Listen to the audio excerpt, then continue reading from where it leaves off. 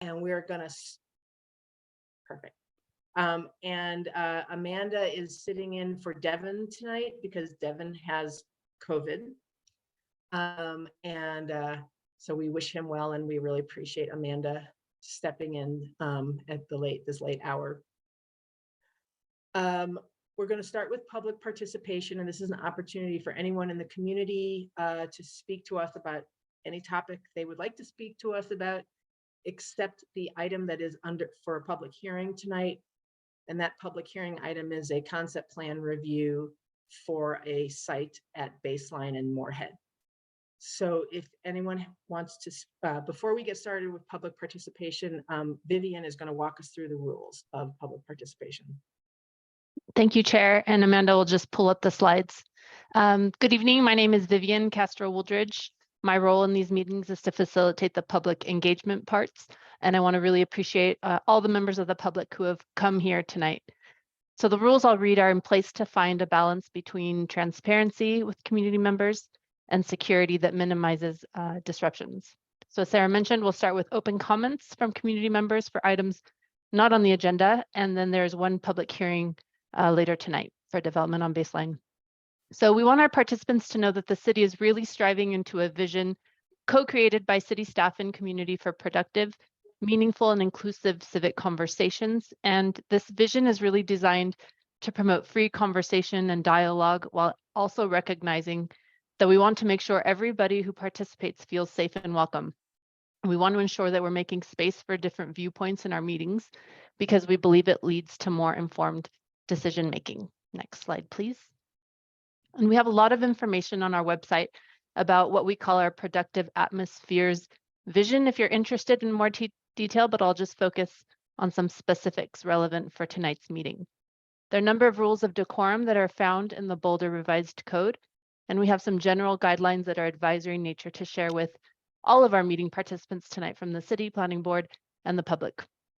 We ask that all remarks and testimony raised tonight be related to city business.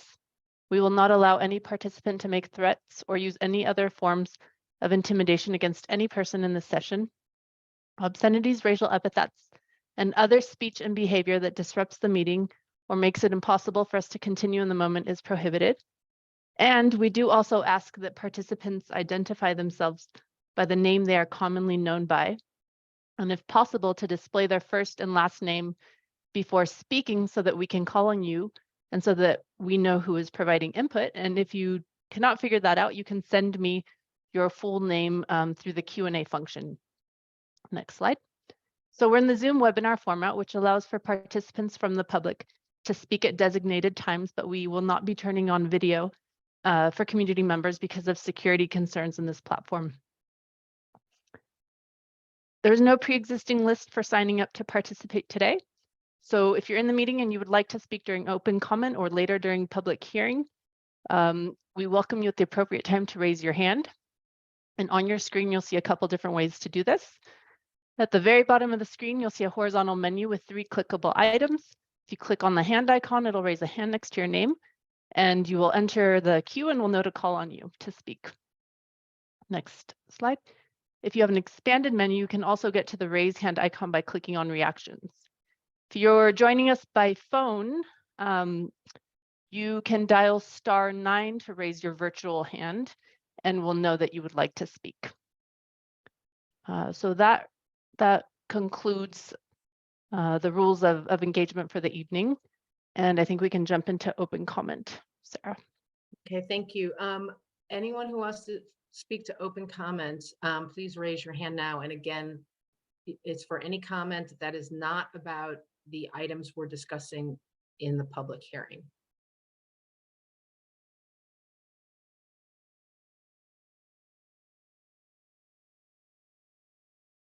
Okay, so far we have one hand. So Lynn, you have 3 minutes and we're going to try this timer. Please go ahead, Lynn.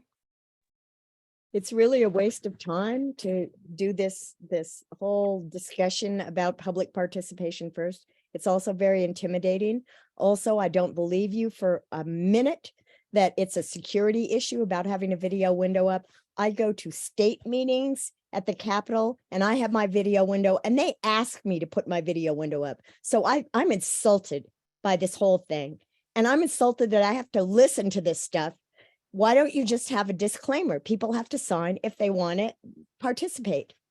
It's like a waste of my time, and it's certainly a waste of your time. And you've got plenty more to do than that.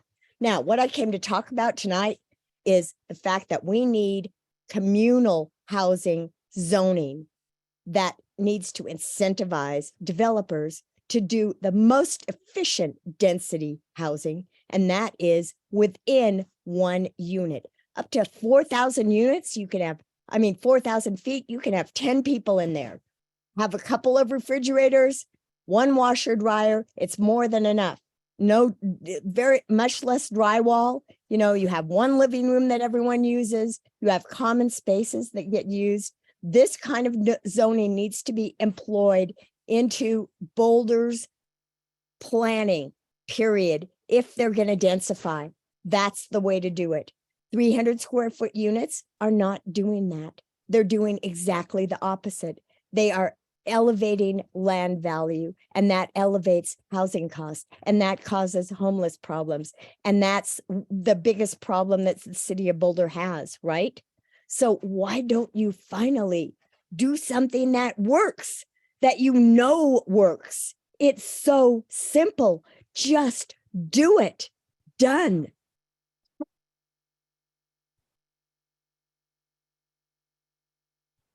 Lynn, are you wrapped up? I said done. All right. Yeah, thank you, Lynn. Thanks for Lynn. sharing your input. I do not see any other hands at this moment. Okay, thank you very much, Yep. Vivian. The planning board minutes from March 21st that were shared with us were not complete. So, and Devin is out. So we will be sent complete copies, hopefully when he gets back, and then we will vote on them whenever that is. So now we'll go to discussion of dispositions, planning board call-ups and continuations. The first is call up final plat to combine two parcels of land into one lot at 2727 29th Street, case number TEC 2023-00002. And the subdivision is consistent with approved site review LUR 2020-00038. Does anyone want to call that up? All right, so that's a no. Second call up, Kensington Apartments non-conforming use review LUR 2022-00039. Non-conforming use review for updates to Kensington Apartments at 2950 Bixby Lane, including increasing accessibility within the building and on the site. New short-term and long-term bicycle parking, updated parking lot and garage striping, updating and increasing landscaping, and modifying unit layouts and bedroom counts to add 102 bedrooms to the property and reduce the unit count from 163 to 162 units. Does anyone want to call that up? Mark first, and then ML, and then Kurt. Oh my goodness. Yeah, thanks, sir. I'm undecided about calling this up, but I have questions for staff. I'm hoping that's appropriate use of our time. Yep, of course. Okay. So I have a question. Have there been discussions with the applicants in regard to the number of new under the reconfiguration of the buildings and the units, the number of new residents versus the number of new bedrooms? And the reason I ask is the larger bedrooms typically were, I assume, were used by two people, and now those would be the smaller bedrooms are used by one person. So is there any information on the number of new residents? Yeah, so each of the dwelling units as they are now under our occupancy standards would be allowed technically up to 4 occupants. So the change in the number of bedrooms for the most part doesn't impact the maximum number of folks they could have in the building.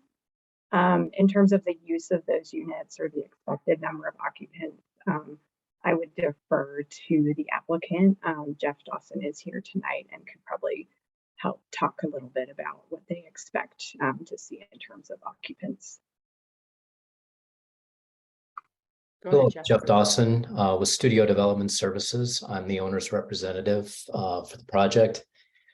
The way that these are typically rented is by the bedroom. And so in our experience, generally speaking, you would only be seeing one resident per bedroom. So Mark, to your point, I think there isn't anticipated to be an increase in the number of residents necessarily or occupants in the unit.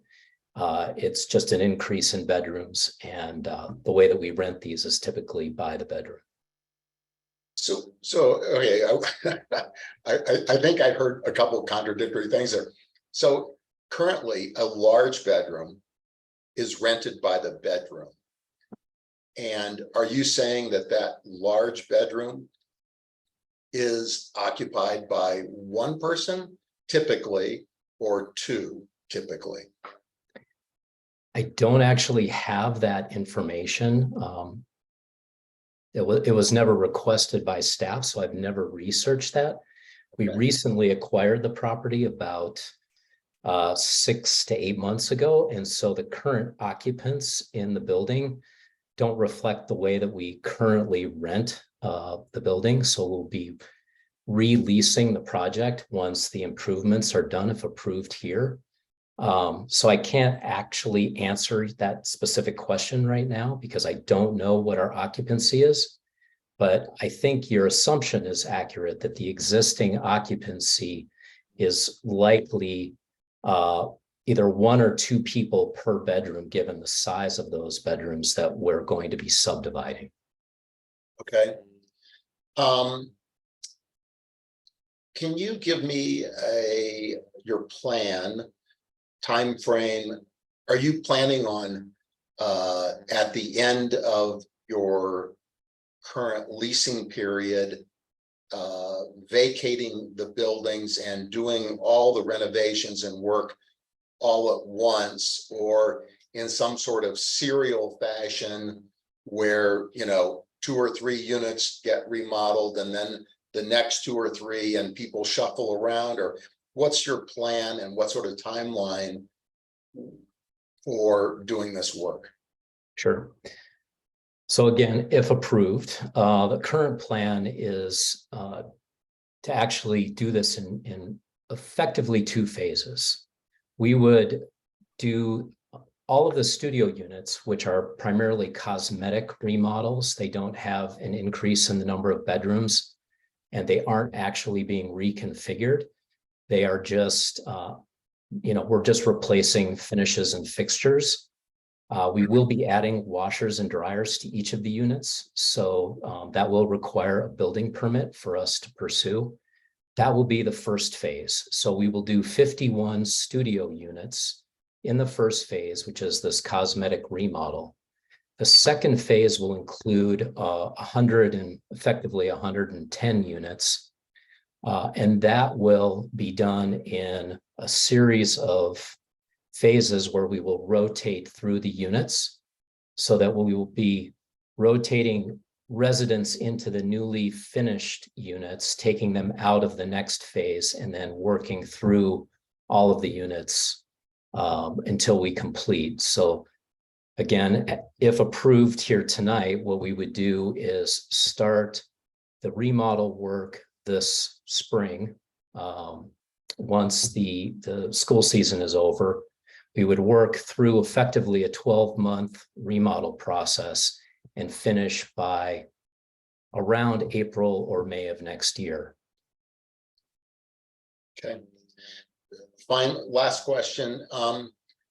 Do you have any data, and I'm guessing based on your prior answers that you don't, but do you have any data on, under the current configuration, the number of residents that arrive with cars, percentage of, either as a percentage or an absolute number versus those that arrive without a car? I don't have the specific data. We do own two other properties in this general vicinity. Across the street, north of Bixby, is called The Lodge. That's at 2900 East Aurora. We did something very similar to this about 3 or 4 years ago. And we're finding that our parking lot is generally not as full as we anticipated. In that project, we actually went through a site review to do a parking reduction as well as the use review. In that case, we reduced it just by a couple of parking spaces. But to your point, we're finding that not as many students are bringing the cars as we anticipated. And so that parking lot is not as full as we anticipated through the site review and use review process there. Okay, I said it was my last question. I have one more. Thank you for being patient with me. And since you own other projects nearby, are any of them, do you separate parking?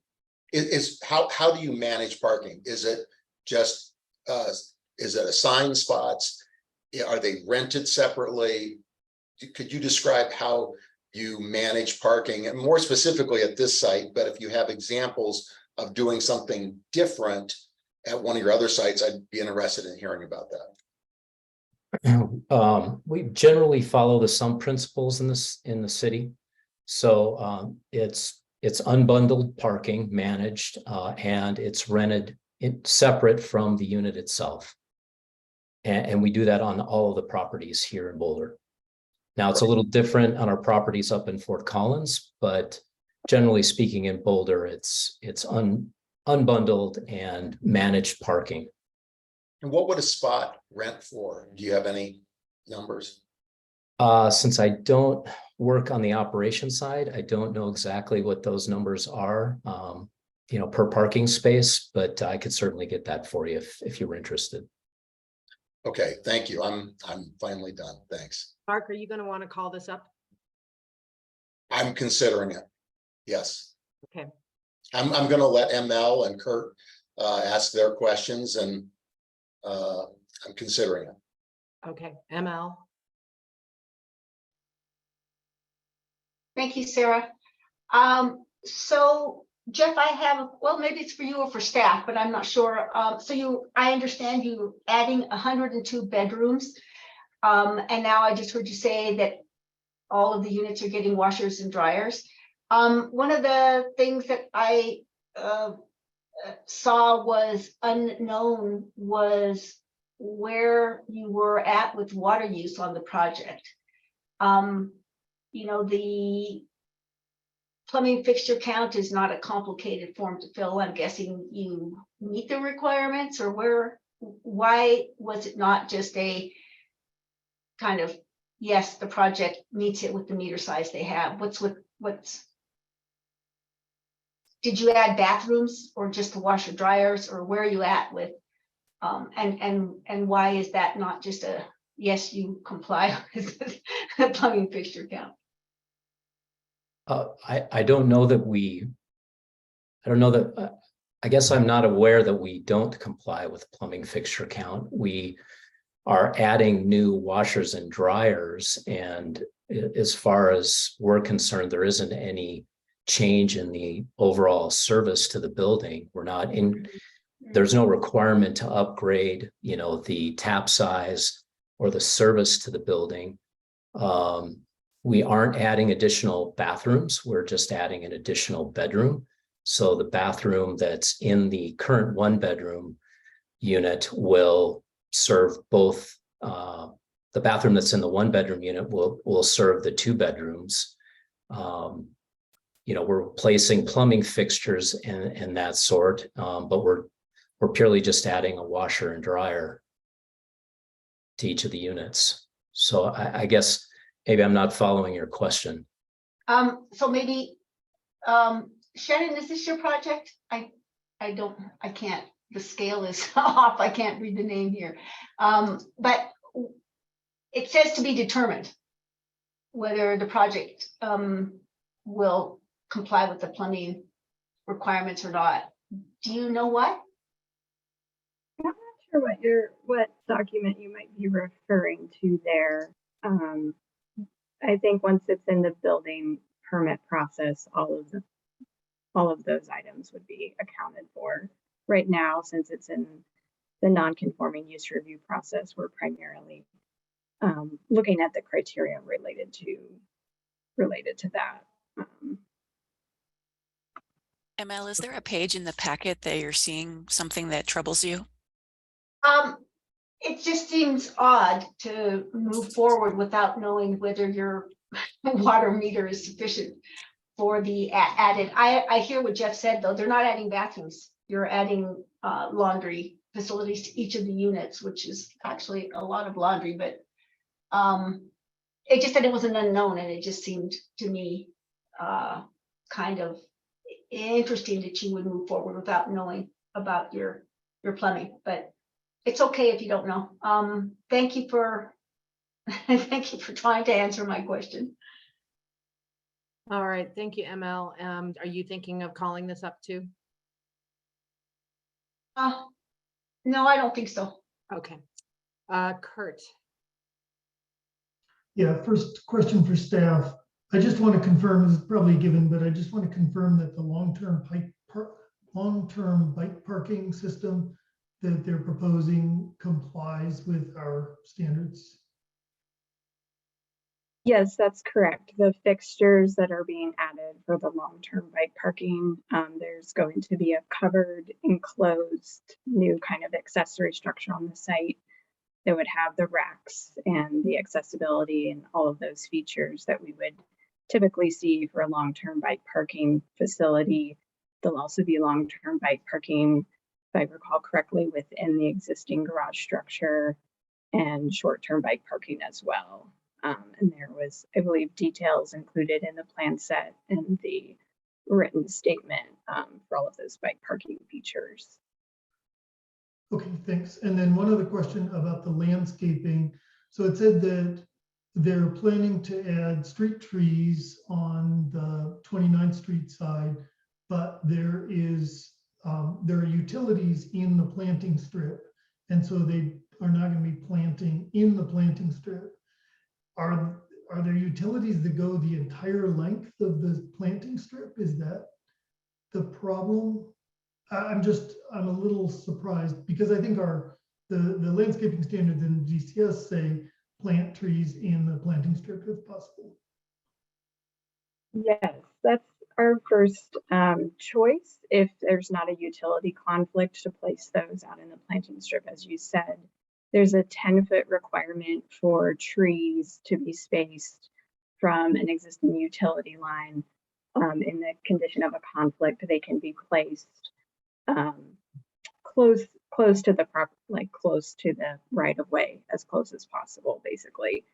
So I believe that was the condition in this scenario, is that we have to avoid those utility conflicts and just place them in the next best location. And so there's a utility line that goes along parallel to the property line, parallel to 29th Street. That's my understanding. I could try to take a quick look at the plans and see if I can. Yeah, I'm looking at them right now, Shannon, and that seems to be the case. Okay. All right. Thank you. And no, I'm not planning to call this up. Okay, thanks, Kurt. All right, Mark, it's up to you. Do you want to call this up?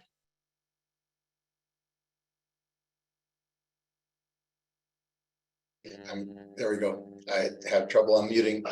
I'm going to decline to call it up. Okay, awesome. Thank you. And thank you all for your questions. And thank you, Shannon and Jeff, for being here to answer them. Thank you for your Alright. time. I'm sorry. Oh, thank you. Just saying thank you. Yeah, have a good evening. Yeah, have a good one. All right, so we're going to move into the public hearing now. Before we start the process, I'm going to lay out what I think our time, we're trying to organize some times for this and to, so that the public knows when we're likely to get to public comments. But also we want to find out how many people in the public want to speak to this item. So if right now members of the public who are here who would like to speak to this item wouldn't mind electronically raising their hands, and that way we can count. If it's more than 15, we're going to ask everyone to actually speak for just 2 minutes, not 3. And we hope that this will give you all enough time to edit down your prepared comments if in fact there's more than 15.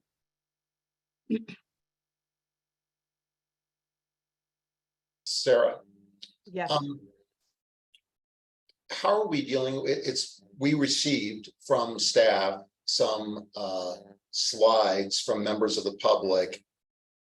And I'm assuming that those were still under 3-minute proposals, or were those some combined time scenario for those presentations? I'm curious So- about how that was. gonna So work. we don't do, apparently we don't do time pooling time anymore.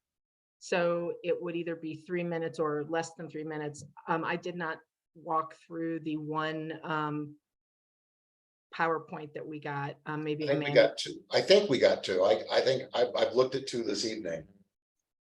did we get 2 before? Yes, we 6 o'clock received, last- we've received 2 before 6 o'clock last night, and I'll be sharing those, sharing my screen when those 2 individuals speak. And we did notify them that it could be 2 to 3 minutes depending on the amount of public participation tonight. Okay. So Vivian, can you tell us please how many hands are raised? Just tell if it's more than 15. So far, there are 6 hands, 7 hands. Hold on, let's give it a moment. Think. Okay. So there's 46 participants, which means there's a lot of public people from the public watching. So if you are in the public and you plan to speak on this public hearing, please raise your hand right now so we can see how many there are. Sarah, can you remind folks which public hearing it is? They may not have the agenda. I know we only have one, but It's concept plan review and comment requests for a proposal to redevelop the site at 2700, 2710, 2720, and 2750 Baseline Road, and 2765 and 2800 Moorhead Avenue. So I'm seeing some people without hands raised, so I'd be very surprised if they weren't going to speak tonight. Mike Marsh, are you planning to speak? Lisa Spalding? Yeah, please raise your hand now. And Mark, to your question, I also saw the slides and they seemed quite long, but we did inform people of the time. So we will have to honor the time for each person. Yes. I About 20 also, slides each. yeah, I'm also not seeing Scott, to Lisa's point, I'm not seeing Scott McCary, who was one of the people who submitted slides. He's Yeah. actually joining from, I believe, his wife's connection. So we sorted that out. Oh, okay, So there's 2 Okay. people connecting from one. So that's okay. okay. We made arrangements for that. All right. So there's 11 hands raised. There's 11 hands Yeah. raised, but also people who I imagine are planning to speak to this who for some reason have not raised hands. Oh, there we go. Thank you, Mike. Let's give it one more minute. We're trying to do this so that everyone has time to edit their comments down from 3 minutes to 2 if that's necessary. Rather than when we start public comment, having to tell people, you got to do this on the fly. So Yeah, And I I think would- that's nice, Sarah. Yeah, and I would suggest just to members of the public, if you haven't raised your hand, if once we actually get to public comment, we see that we have more than 15 at that point, we will, I think, again, be taking it down to 2. So you're not gaining yourself 3 minutes by not raising a hand now. If we have more people than that, we will be dropping to 2. And we're at 11, which is kind of close to 15. So We're at 11, but fair. it's actually 12 since Scott yeah, is yeah, on Abby's connection. Yeah.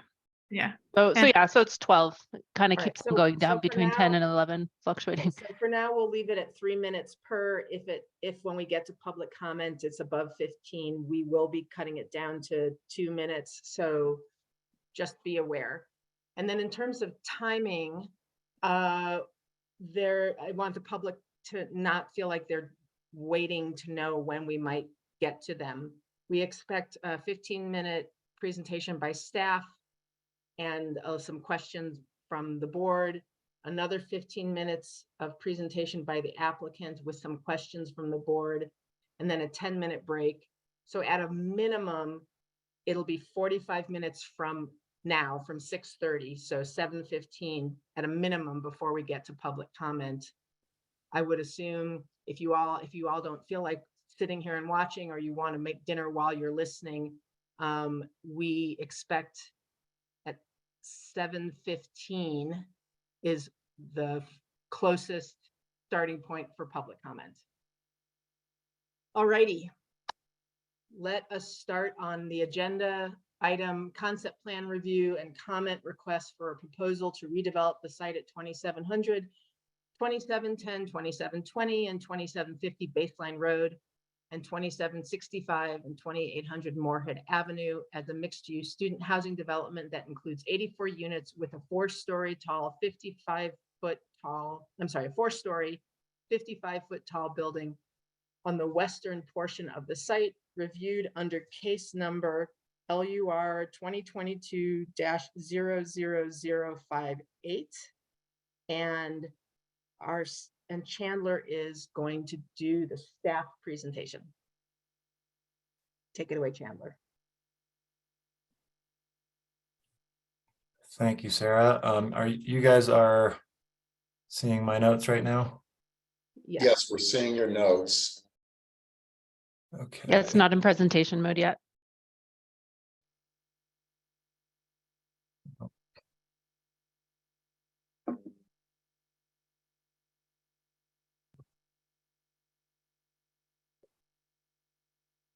Apologies.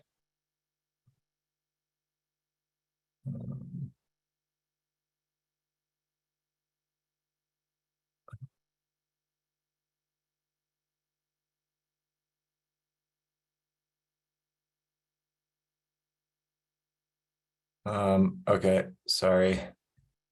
Okay. I'm gonna stop. Yep, I'm gonna reshare.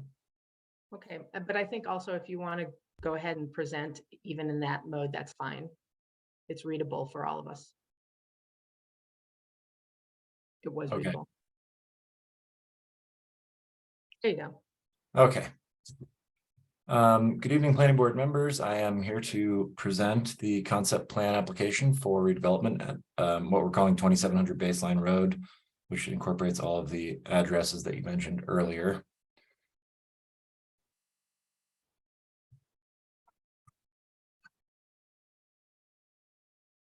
So for presentation highlights, I'll briefly cover the information in the memo, talk a little bit about concept plan and purpose, public notification, planning context, project background. I will summarize the proposed project, and we will have a discussion on key issues. Pardon, Chandler, if you are advancing not slides, we are switching. not seeing them advance. Yep. Okay. Are you seeing them now? Has it switched to slide 3? Yes, it has. Okay. All right. We're back. Here we go. So the concept plan and purpose, as you all know, is just to review a general development proposal prior to submittal of a formal site review application. It's really just to give the applicant feedback on a proposal. So in terms of public notification, written notice was sent to property owners within 600 feet of the site. The applicant also performed their own outreach, which I will allow them to discuss during their presentation. Notice was posted on the property, and staff has received several comments and questions from neighboring property owners and residents, some in favor, some opposed. The primary concerns from those opposed included traffic, parking, lack of retail space, and the overall scale of the project.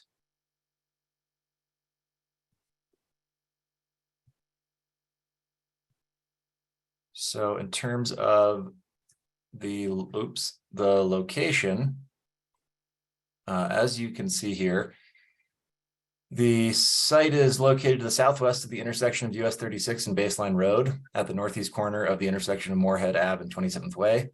The broader context of the site includes the Martin Acres residential neighborhood to the southeast, high-density residential housing in the Basemar Commercial Shopping Center to the south and west, and the University of Colorado main campus to the north.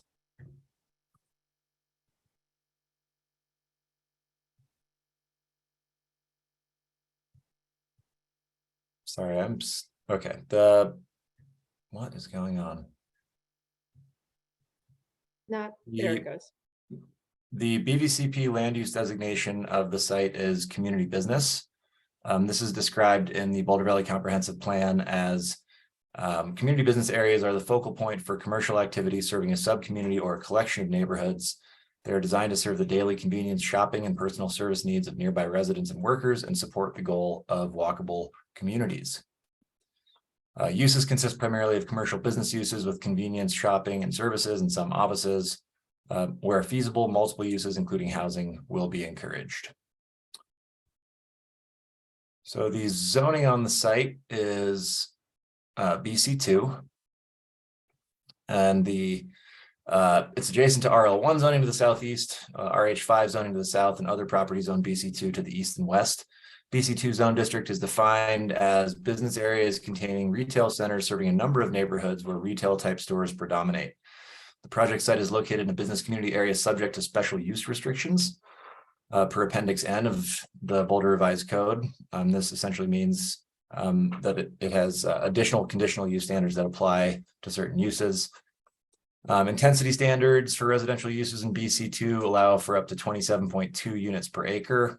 They require a minimum lot area per dwelling unit of 1,600 square feet and a minimum of 600 square feet of open space per unit. There's no maximum FAR in the BC2 zone, and the by right height is 35 feet and 3 stories.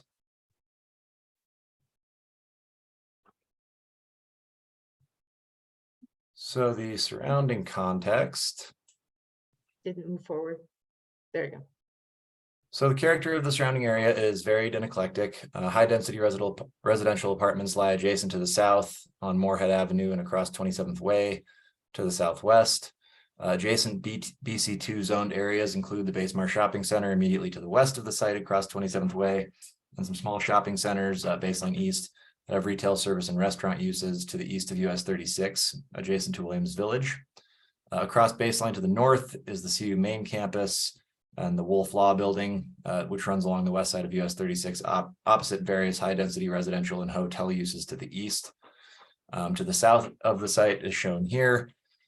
Southeast is the Martin Acres neighborhood, which is zoned RL1 and is comprised primarily of low-density post-war single-family detached ranch-style homes.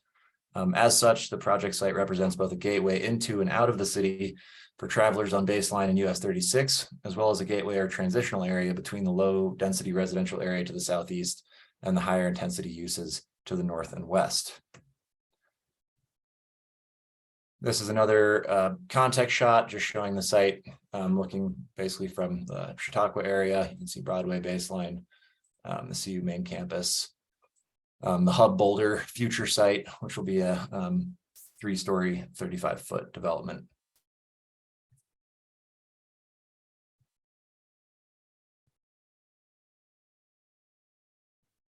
So the existing site, which was formerly environmentally contaminated but has been remediated, remains largely paved over and in a state of general disrepair.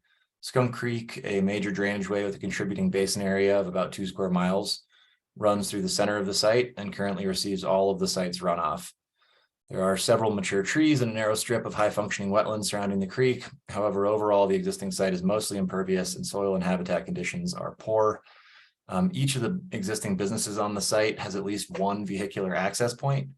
As you can see here, there are several businesses on the site, including Boulder Gas, Grease Monkey, the vacant Wendy's building, Baseline Liquor, a large vacant parking lot, and Nick's Auto, which is also a U-Haul rental center. So the next few slides are just pictures of the site taken from various points. This is from the intersection of 27th Way and Moorhead. These two shots are just both along Moorhead, moving south, top to bottom. These are additional shots from Moorhead of the eastern portion of the site.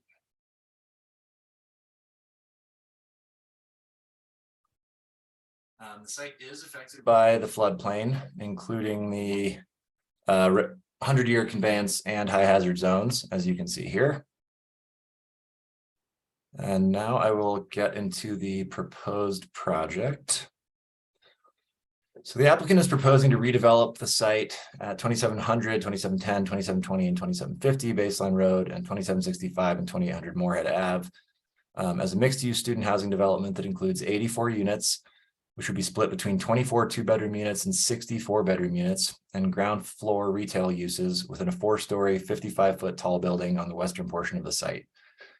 The eastern portion of the site, east of Skunk Creek, is proposed to be converted to a large 1.2-acre landscaped open space area. The current proposal includes 166 parking spaces and an internal 2-story parking structure, where 222 are required by the code, which equates to a 25% parking reduction request. As shown above, the proposal places the building on the northwest side of the site, thereby concentrating intensity closer to the nearby high-density residential, commercial, and university uses. The remaining 1.2 acres, as I mentioned, would be converted to landscaped open space, which they're intending to use to provide a transition to the lower intensity single-family uses to the south and east. Site access would be taken via a single garage entrance off of Moorhead Ave, as well as a drop-off zone in the rear of the building, accessed via the existing US 36 frontage road. Pedestrian access would be provided via sidewalks along adjacent rights-of-way, with a connection across the site provided via a path adjacent to the Skunk Creek corridor, which would exist to an existing multi-use path facility.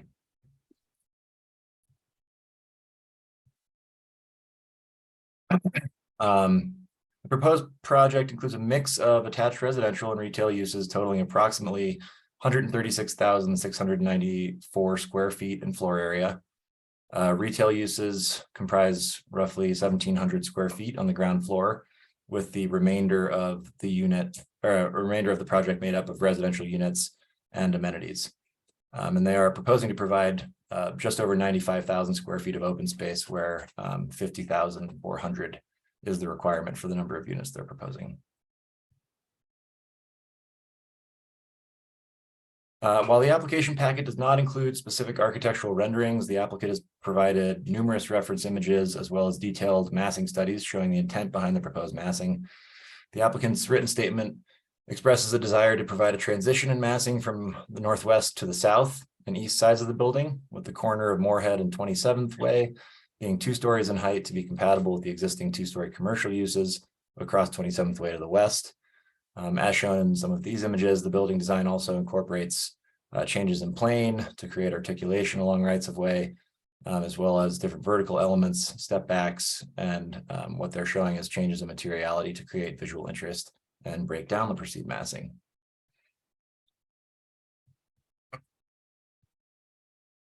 These are some of the reference images included with the application packet. And so moving on to a summary of the required modifications. Requested. So, sorry? Requested modifications.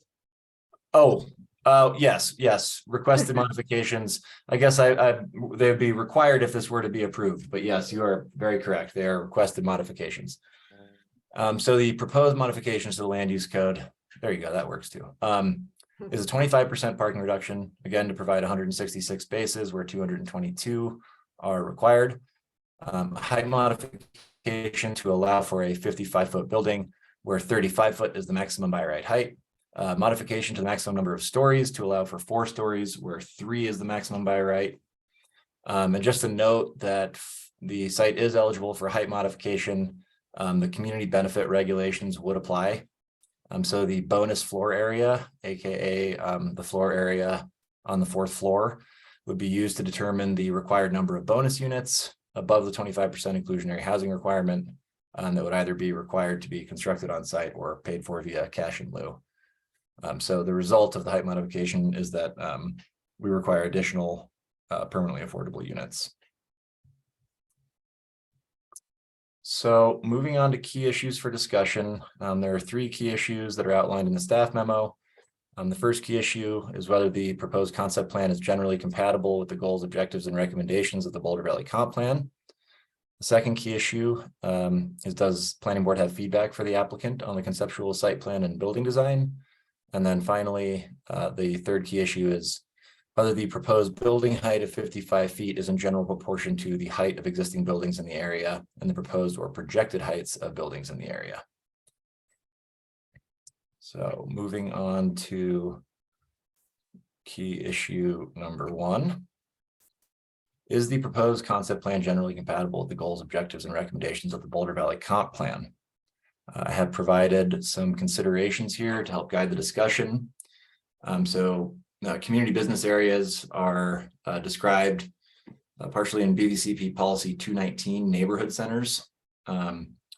So it describes the desired characteristics of community business areas as that they should contain economic, social, and cultural opportunities that allow neighborhoods to thrive and for people to come together, provide pedestrian-friendly and welcoming environments with a mix of land uses, and mixed-use places that strive to accomplish a set of guiding principles included in the plan. The neighborhood center's guiding principles, I'll just read the titles of each of them, but meet everyday needs of neighboring communities, ensure appropriate scale transitions to neighboring residential uses, encourage a richness of transportation amenities, encourage parking management strategies, and ensure comfort and safety. Additional considerations for key issue number 1. And these are related to zoning, but the BC1 and BC2 zones are generally the zone districts that are intended to implement the desired outcomes of the community business land use designation. And in this case, the BC2 conditional use standards require a use review if there is ground floor residential in a project that exceeds 10% of the total ground floor area. So as part of the use review criteria, an applicant must demonstrate that the use on the ground floor will not adversely affect the intended function and character of the area as a neighborhood serving business area where retail type stores predominate on the ground floor. In determining whether this criterion is met, the reviewing authority shall consider the location and design of the proposed use and the existing and approved uses on the lot or parcel in the area. So as we discussed in the DRC review comments to the applicant, which are included in your packet as attachment C, staff has directed the applicant to significantly increase the amount of ground floor retail or commercial space for the project to meet the above criterion. Staff has also directed the applicant to work with neighboring residents to determine the appropriate and or desirable amount and type of retail space that the project may be able to provide. Key takeaways from the key issue discussion here would be whether the planning board agrees with staff's findings that additional neighborhood serving retail space is necessary in order for this project to comply with comp plan goals related to community business areas, and whether there are any other BVCP goals or policies with which the board finds the project either consistent or inconsistent. So moving to key issue number 2, which will be whether the planning board has feedback for the applicant on the conceptual site plan and building design. Some considerations for key issue number 2 include whether there are any building or site design considerations the applicant should take into account to improve or enhance the project's consistency with the site review criteria and compatibility with the surrounding area, design and operating characteristics of the proposed open space, ground level building design along rights of way, or any concerns related to access, circulation, or parking. And of course, you are welcome to add as many other considerations as you would like. Staff's initial assessment of the proposed site and building design is included under the concept review criteria included in the memo. As noted therein, staff finds that overall the current proposal represents a thoughtful first step, particularly in terms of provision of open space as a transition to adjacent residential areas and use of building design techniques to break down massing and create visual interest. Staff has notified the applicant of the specific site review criteria that will be central to the review of the final project plans, and has made clear that additional details will be required on a number of different elements. Key takeaways from this discussion will be, oh, I already mentioned the key takeaways from this discussion. So let's move on to key issue number 3. So key issue number 3 is the proposed height of 55 feet in general proportion to the height of existing buildings in the area and the proposed or projected heights of buildings in the area. And to help with this discussion, I have provided a copy of the building height context map that's included in the memo as well. So as can be seen in this map, the area surrounding the site contains buildings ranging from single story 35-foot or below single-family homes to 5-story, 55-foot apartment buildings, with the main site frontage in terms of its adjacency to development, which is the southern lot line along Moorhead, sitting across from the 3-story, 45-foot Union apartment complex.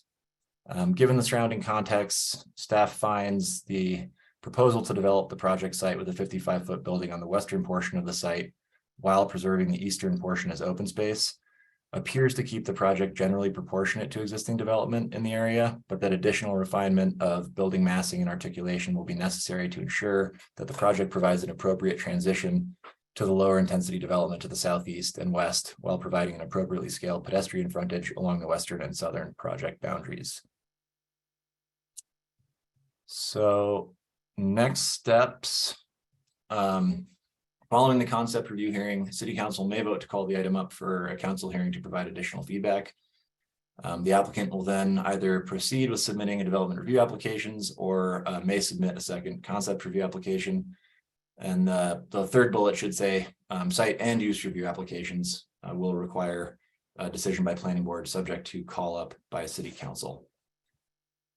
And now I can take any questions. Okay, thank you, Chandler. All right, so we're going to take questions from the board, but remember, this is just questions, discussions, presentations of your points of view that will come after public comment. George, and then ML.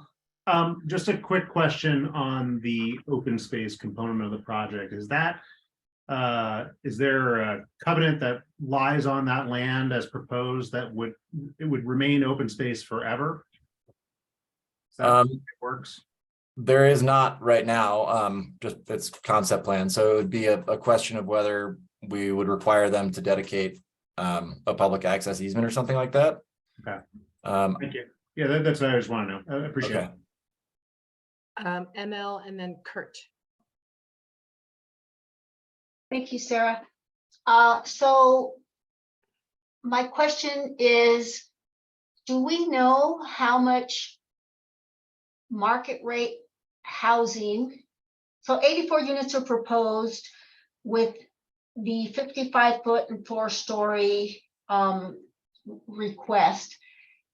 Do we know how many additional market rate units does that produce versus how much affordable housing we get by increasing the height and adding a 4th story? Do we know those numbers? It's like, where were we at before the project asked for these concessions, and where are we after? So we don't know the exact numbers yet because it's still, concept review. So they may be subject to change, and that's something that inclusionary housing staff would determine during site review, in which we would basically nail down before an approval was issued. But 84 essentially additional market rate units would come out of this, and we would charge or require 25% of basically the bottom 3 stories to be affordable housing plus the 4th story. And in this case, the applicant, staff typically doesn't support the provision of affordable student housing, mainly because most students don't actually qualify for affordable housing. So the likely outcome of this is that they're going to pay cash in lieu, and we would get a substantial amount of additional cash in lieu from the 4th story. And we are able to leverage cash in lieu fees 2, 3, sometimes even 4 times in terms of leveraging them against state and federal funding to provide affordable housing. So in this case, I don't know the exact number of affordable units that we could produce with the inclusionary housing cash in lieu fees, but it would be more than we would get. I guess the proportion of affordable units we could build to market rate units would be greater than in a buy right project, if that makes sense. Yeah, so do we know how many units could be built if they didn't get the height and added story? So 84 units, just based on the size of the site and the open space requirements, 84 units is the maximum density that can be accommodated on that site. They're essentially just asking for this height modification so that they can concentrate all of those on half of the site. Got it. Perfect. That's the answer that's the question I was looking to get answered. Thank you, Chandler. Kurt and then Laura. My first question is about the frontage road. I don't understand the situation with that. That belongs to CDOT, is that right? That is But correct. there is the potential that CDOT would not be interested in retaining it. Correct. And I will defer to the applicant to discuss that during their presentation in more detail. But it's my understanding that CDOT has indicated that they are willing to vacate that right of way. Okay. The second question is, I was confused on the drawings. So there are setbacks in BC2, but it looked like the sidewalks were being shown in the setbacks, which is not typically how it's done. Is this another question for the applicant, or is this something that you can explain? The sidewalks are typically provided in the right of way. Right. So I think the sidewalks are in the right of way, and then the setbacks are taken from the property line behind the sidewalks. If that makes sense. Are you saying it looks like it's closer than what the setbacks would allow? Yeah, in plan view, it wasn't looking like there was any setback beyond where the sidewalk was. Right. And I think so part of this development would be that they would have to consolidate all of these parcels into one lot. And once they did that, the 27th Way frontage would be the front yard. So there would be basically a 20-foot setback that would apply to that frontage, and then the rest would be side yard setbacks adjacent to a street, which are I'm not thinking of them off the top of my head for BC2, but I can look that up while we're talking and address it later. But they're less than the front yard setback. Right, I think it was 15 feet. Well, I can follow up with the applicant. Okay. And maybe get clarification on that. Yeah, it's a 15-foot setback on the side yard. There you go. I keep notes like that. Laura, and then if no one else, then I'll have some questions. Okay, I had one more question. Oh, sorry, Kurt, sorry. That's okay. Do we have traffic counts for the Skunk Creek multi-use path? I am not sure. I would have to follow up with transportation staff on that and get back to you. Thank you. No, I'm done. Laura, And any more, Kurt, you're done, Kurt? Okay, Laura. Kurt, you're asking about the part of the Skunk Creek multi-use path that's currently in use, right? Like, I think the part that would go through the property there's not a path there now, I don't think. Right. Correct. Either, yeah, one side or the other of the property is what I was thinking of. Yes, sorry. Okay, thanks. I have just a couple of questions. First, Chandler, thanks for reminding us about affordable housing requirements for student apartments. You phrased it a little softer than what I've heard in the past. I thought that students were not eligible for Boulder's affordable housing program. Is it income qualified, or does the fact that they're a student mean they are not eligible for Boulder's affordable housing program? Let's see. So just the information that I got, a few talking points from Sloan and our housing staff, in case there were questions. And she said, generally, students do not qualify for affordable rental units produced through the IH program, and housing staff does not support providing affordable units within a development aimed towards student housing.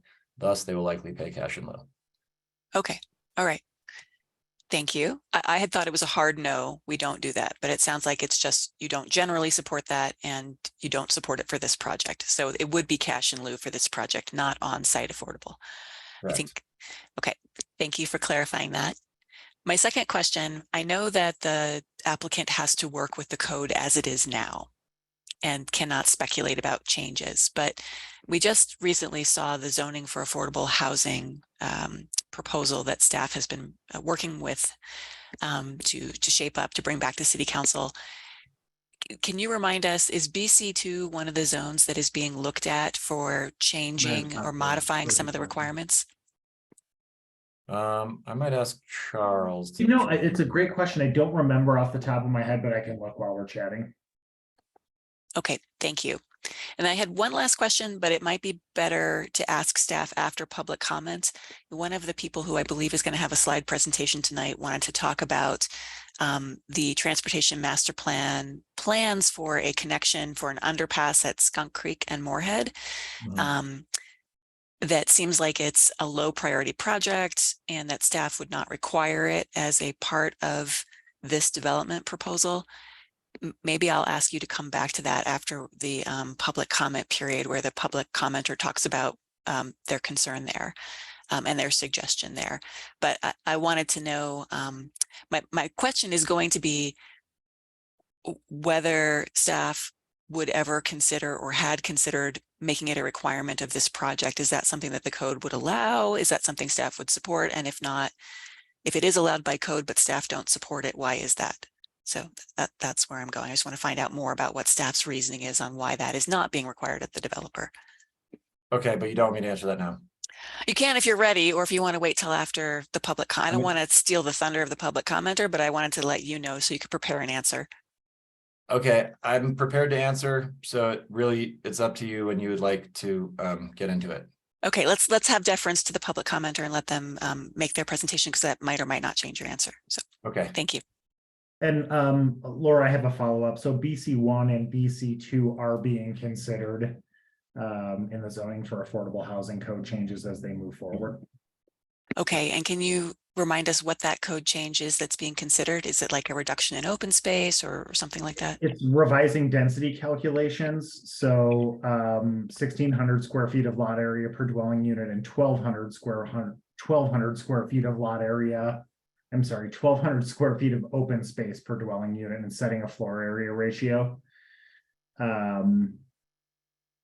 think were the density calculations that were being proposed. Okay. And pardon me, I'm a little slow here, but does staff have a sense of how that might change this project and what would be allowed on it if indeed that code change goes through? You don't have to answer right away. Yeah, I mean, but obviously I don't think we've given it any consideration since, we've been working on this application for a couple months now. And we just recently started to synthesize what potential code changes could look like to support zoning for affordable housing. So I don't know that we've done that analysis. Okay, thank you. I don't expect that you would have, just curious. Thanks. Anything more, Laura? No, okay. Chandler, I just have two questions. Can you just clarify again, the project's located in a business community area subject to special restrictions? Can you sort of walk us through those special restrictions again? Yeah, I mean, the main one in terms of like, as it applies to this project, is just that ground floor residential is not allowed without a use review. If ground floor takes up more than 10% of the first floor, you have to go through a use review. Okay.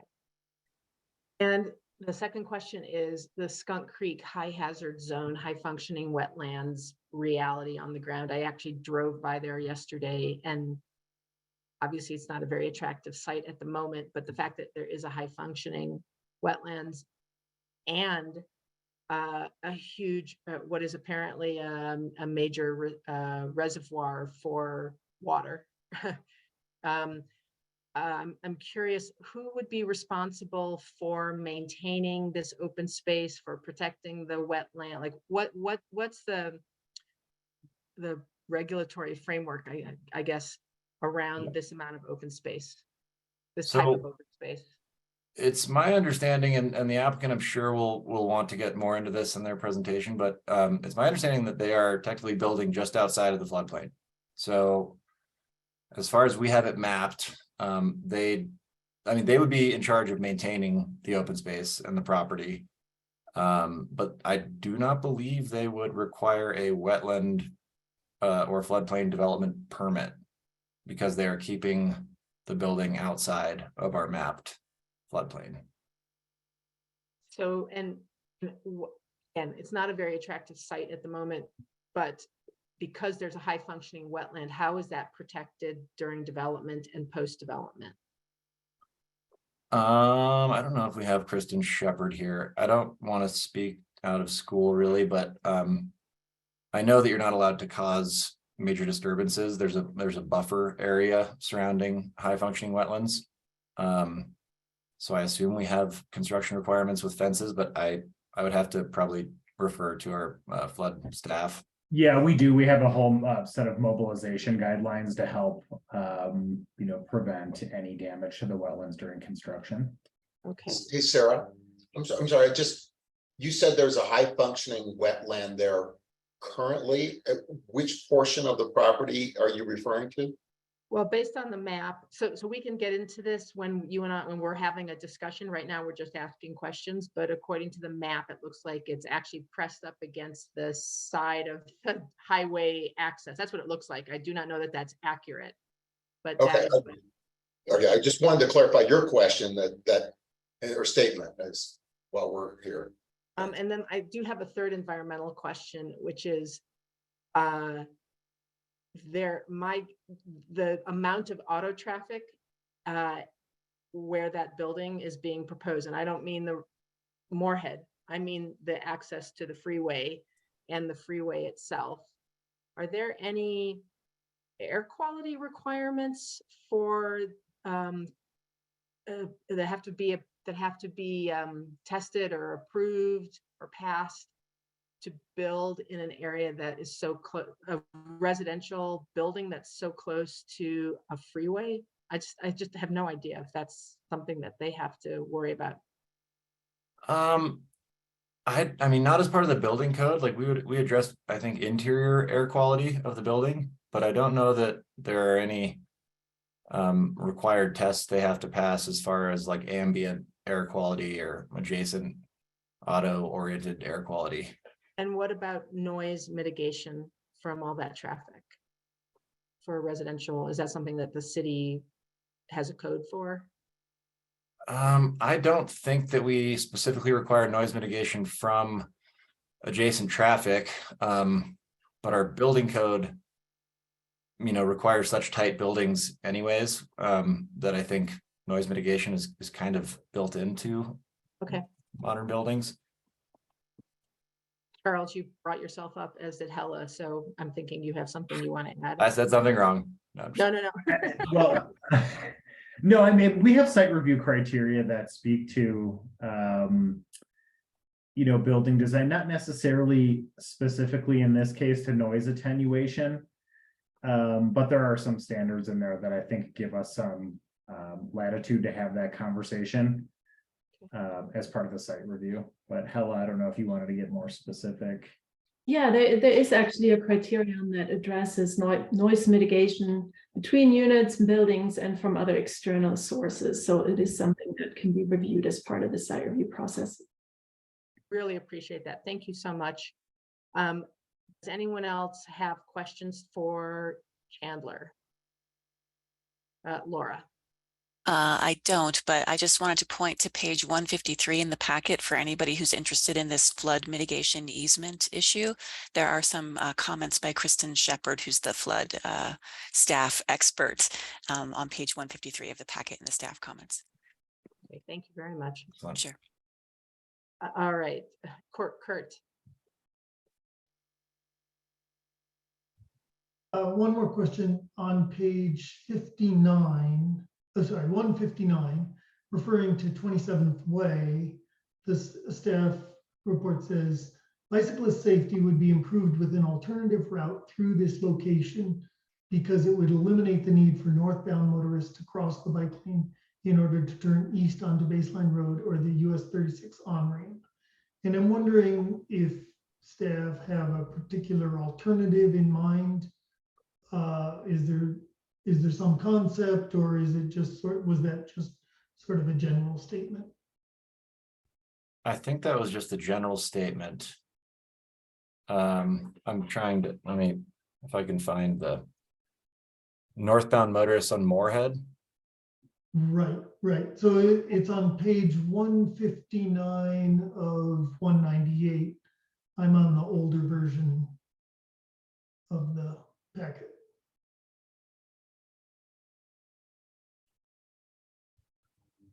I'm sorry, was that a public comment that, no, that was, I'm not finding the page. Sorry, this is the transportation, the comments from transportation in the land use review comments. Oh, So it's okay, okay. Item I'll find it. 10, transportation. Got it. And it's Gotcha. number. Got it.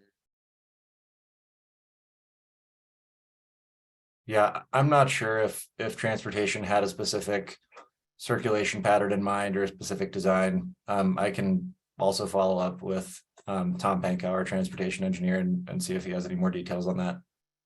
Okay, thank you. It's item G of the transportation comments.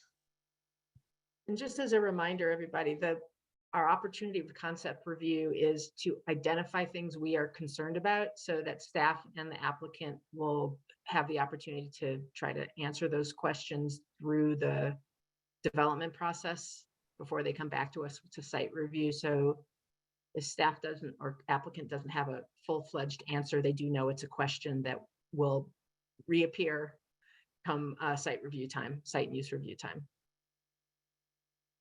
Any last questions at this moment for staff?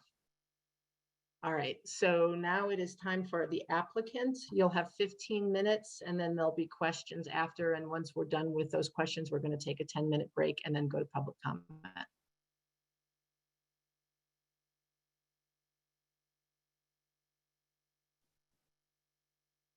Thank you. I would love to share my screen, but it's disabled at the moment. There we go.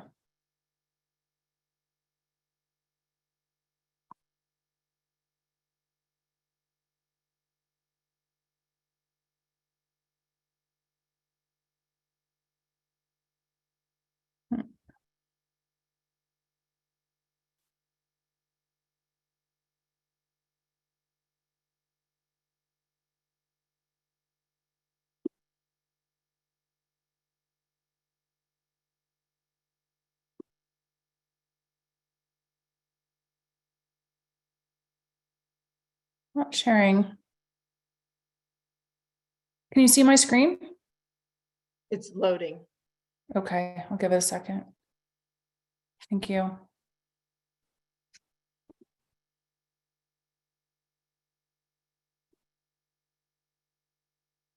Danica, would you be comfortable letting them, would it be easier if they just change the slide when you ask for them to, if they manage it?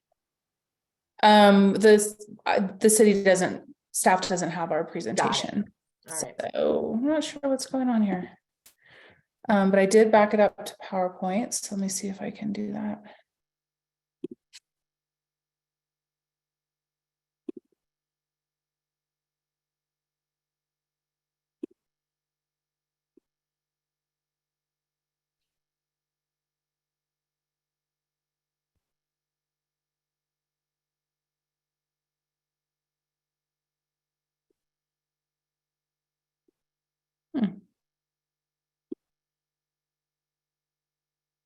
There you go.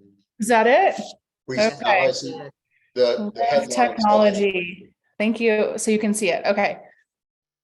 Good evening. I'm Danica Powell with Trestle Strategy Group. We're super excited to bring this concept plan for you.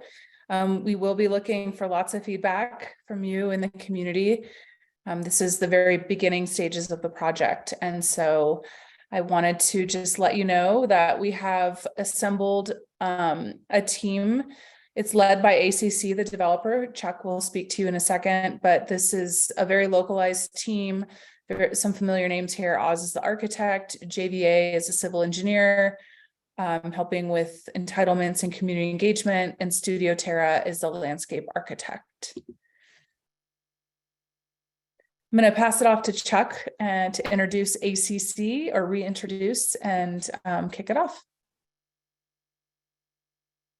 Great, thanks, Danica. Can you guys hear me? Mhm. All right. First off, thank you for allowing us to be here tonight and present to you. I wanted to start with just a quick overview of our company, American Campus Communities, ACC, and just give you a little bit of color on who we are as a company, the approaches that we take and incorporate into developments such as the one we're discussing here this evening. First off, we are long-term owners of the properties that we develop. We've actually been in the Boulder community since the early 2000s. We developed the University Village at Boulder Creek up on Taft Drive back in 2002. And more recently, we developed the U Club on 28th property, which delivered in 2016. To date, we still own both of these properties and we manage both properties as well. As far as our management approach and philosophy, we manage 100% of the properties we own. There's no third-party management. There's no absentee landlord situation. We've got full-time staff, both management and maintenance, community assistants, residents that live with us and work part-time. And we have one of our staff members on call 24/7. Lease agreements, we require our residents to execute a very stringent lease that has a very strict code of conduct for both them and their guests. We design these communities with an academic focus in mind. The centerpiece of most of our properties is what we call our academic success centers, which is a large portion of the community space that's houses study rooms, individual group study rooms, printers, printing station, basically everything that we need to help our student residents, further enhance their educational experience when they're in school.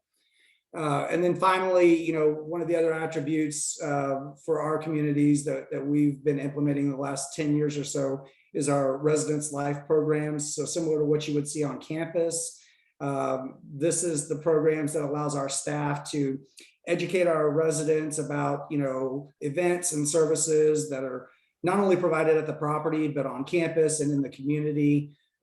Strong focus of our Residence Life program is on mental health, well-being of our residents. And this is also the program that spearheads our philanthropic initiatives, which ultimately allow our residents to give back in the community. So anyway, I just wanted to take a quick second and educate you all or give you a little information on who we are. Like I said, I worked personally on the U Club at 28th project. We started that process, I think, back in 2012, delivered in 2016.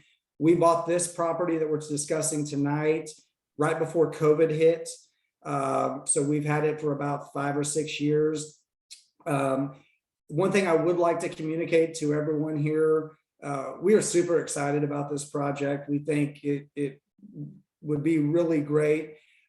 We did our homework when we bought this property, and we went and looked at the previous ownership group that was not us, that had proposed a project on this site called Baseline Zero, which was a mixed-use office hotel. And anyway, we really studied those case files to look at what the neighborhood feedback was to that project, so that when we're coming forward and coming up with concepts for what's before you tonight, we actually took that that feedback from that previous project and tried to implement a lot of that into what we have here tonight. Also, I think we'll get into this in a minute, but we did have a meeting with some of our neighbors, I guess about 3 months ago, early December, and got some feedback from that group, that stakeholder group. But we look forward to continuing dialogue with you all, with council, with our neighbors, and really making this a great project. So I'm going to give it back over to Danica, and I'm available for any questions.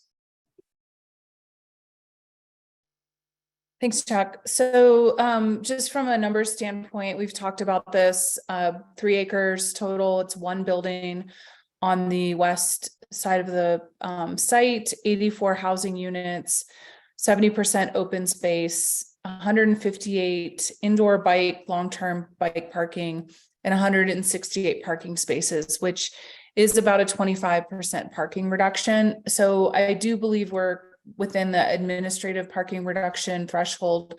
But again, we're at concept plan and would love to hear your feedback on the parking standards. So I think one of the important things that we wanted to share is that the community engagement is very important to us. So before we began this process, we wanted to have a productive conversation with the neighbors and other stakeholders, including business owners and current tenants, around what the broader needs are.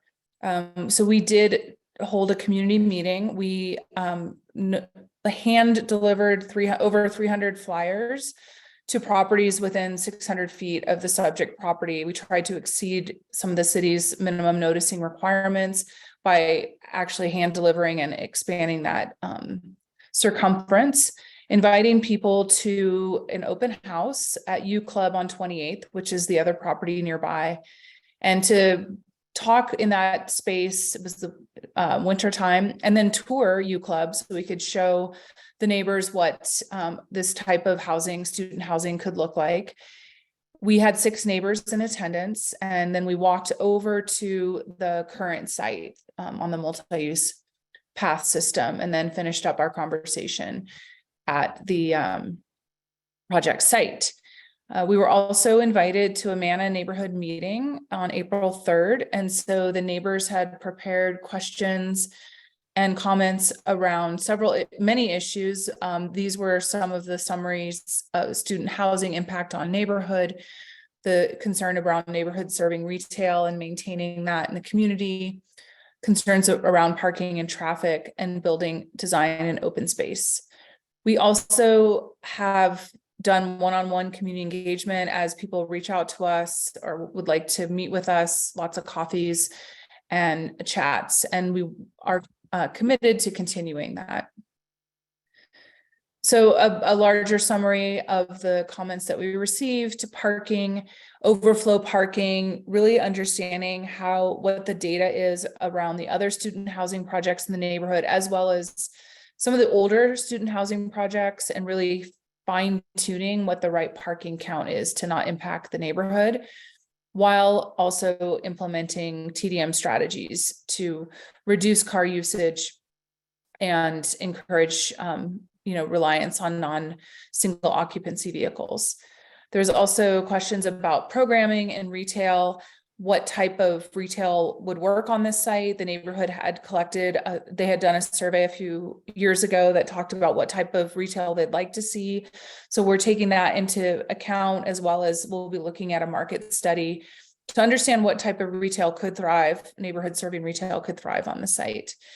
There's concern over existing businesses and how those businesses could stay, relocate, continue on the site.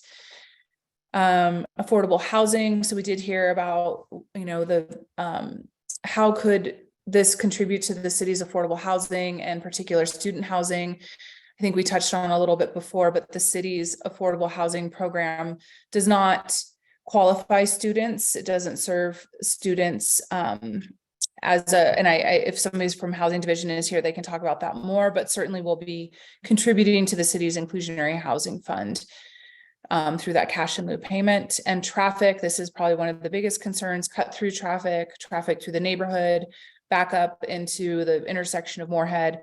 We have really tried to conceptually organize our sites to minimize traffic impacts with the use and access points, and we can get into more details in the site plan. So in terms of future engagement, we do commit, this isn't the beginning or end of the community engagement. We would like to continue to engage. One of the key areas that we have not designed on purpose is the neighborhood park and open space south of Skunk Creek. We would like to have a design workshop with the neighborhood. We've discussed that and probably would do that in the next couple of months to really understand what type of programming would be best here. Is it more riparian protection, open space, more active uses, a mix of passive and active pollinator uses? And so we really want to design and co-create that neighborhood park with the neighbors. And we wanted to ask you tonight if you had other ideas for engagement after you listened to the public testimony. And we would take any, we love to co-create our engagement with the community and with the decision makers so that we can best serve each project. So we'd love to hear from you what that might look like. Through this all, we have really looked for shared values through listening to the project before us, engaging with this community, talking to our design team. And so we know that there's that the use of the site matters, that traffic matters, that the neighborhood matters. And we know there's a shortage of housing and especially student housing. So we're trying to find these shared values that would allow us to move forward together with the city and the neighborhood. And some of these are neighborhood compatibility is very important, increasing the stock of housing, increasing safety and low traffic speeds, parking and multimodal connections, and meeting Vision Zero goals. Danica, if I can just remind you, you have 3 minutes left of your 15 minutes. Oh boy, I started a timer. I did too, sorry. Oh, I had 5 minutes left. I'm sorry. Okay, I'll pass it off to. No, we'll make it 5 minutes, but. Okay, thank you. Sorry, you I very did start a timer. Thanks, Danica. My name is Okay. Eduardo Ilanes. I'm the principal architect with Oz Architecture that has been working on this very important site for all of us in Boulder. I say that all of us because I've been in Boulder since 1979. And when you look at this site from a bird's eye view from 30,000 feet, you realize the importance of the site in the context of all the uses that are mixing a community as a gateway first, and eventually as an urban edge to all of us, with all the uses and a great neighborhood to the east. Next slide, please. What I want to address more than anything is for you to understand the process that we have as it relates to understanding things diagrammatically. So for instance, we evaluated first the site in the context of what we could build on both sides, but then as we consider what and how we could become a buffer to a neighborhood that's been there since after the war, we decided to shift that entire mass on the east side all to the west, such that if you give me the next slide, you see that now we are more interested in creating that urban edge on baseline, which is so heavy or traffic, and also 27th Way that faces Baseline Shopping Center. The idea there is that Skunk Creek becomes the divider for us to create an urban space, community space, landscape area, and yet at the same time, we take care of the areas that have issues with wetlands, with flood issues, and so forth. Next slide, please. Now, when you look at what's existing, Chandler was very specific about showing you all the buildings that are here, a little bit tired. Clearly, their lifespan has ended. But when you start seeing the conflicts that we have with vehicles, pedestrians, and bikes at so many locations, we have about 11 curb cuts, some of them extremely wide. And yet, when you look at the ability for us to connect with sidewalks and bike paths and so forth, we're looking at that and saying, well, if you go to the next slide, well, let's understand how we could best utilize the land such that we have the buffer on the east side with open space. We focus the building on the west side. We create all these open spaces, but we only have 2 curb cuts. And actually, not 2, because there's only one on accessing Moorhead that brings us to an internal garage. We have another one on the service drive, which is the frontage road, but that's only for service. And yet it's allowing the bicycles that are coming from campus to park right into the building. But what's more important here that we do believe that the corner of Baseline and 27th and 27th Way becomes that active storefront, that porous and transparent facade that had to articulate that space as it turns the corner. Next slide, please. Sorry, I'm going a little bit fast. It probably could come back to me. When you look at that in the context of how the building hits the ground, we left the east side to be connection for multimodal parks, and then the buildings as it relates to the main streets with the heavy traffic become a very porous. In blue and red is at the lobby, the amenity space, and the red, the little bit of red is the retail. But the key is that that facade along 27th Way is very porous and transparent. Now, when we come to Moorhead, we're thinking that, of course, we have the access to the parking garage with one point of access only, but then we have units on the ground level that have porches that are activating the pedestrian nature of the neighborhood to the east. Next slide, please. When you then look at how the land could be improved in terms of a landscaped area, we're looking at in different levels of intensity as it relates to Skunk Creek, to all the paths that we have coming in and out.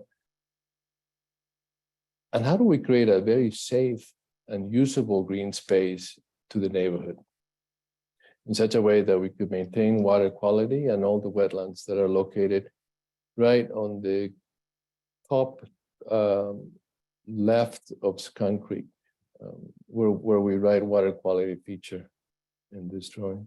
You're also seeing that the frontage road becomes just a drop-off area to the building, where the main entry to the building will be on that northwest side facing Baseline. Well, what's more important is when we start thinking about how do we really not design the building just yet, but articulate the key principles that are going to allow us to all, with your input, understand how the building will relate to the neighborhood, to the urban fabric, if you will. And on 27th Way, from Baseline to Moorhead, it is apparent and clear to all of us that we need to make sure that the pedestrian is celebrated with that great porous facade that you see on that light tan color. The building up above has not been designed just yet, but we're looking at where we play interest, for instance, those arrows in green that show the main entry to the building, if you will, on Baseline and 27th Way. And the same thing where we're looking now at the corner of Moorhead and 27th, where we're saying, well, let's press that height that we said we go to 4 stories along Baseline and 27th Way, but then we push the building down when we get to that entry portal to Martin Acres. And then we're playing with not only materiality, but also elements of the building that allow us to break the mass, to layer the building, both vertically and horizontally, in such a way that the pedestrian is celebrated. The scale is broken down. The materials are such that they're tactile, they are small in scale, and so forth. And then this last image that you've seen from the southeast, it kind of relates to the mass on the corner, if you will, where the arrow is, 2 stories related to Baseline, or Basemar, I'm sorry, shopping mall. And on the other side, on the bottom of the page, you're seeing that we're bringing the height of the building down, so it relates to the apartments up above. And then at the end, we have this long part that brings the scale of the whole project down. Danica? Danica, you're muted. You're muted. Danica, you're muted.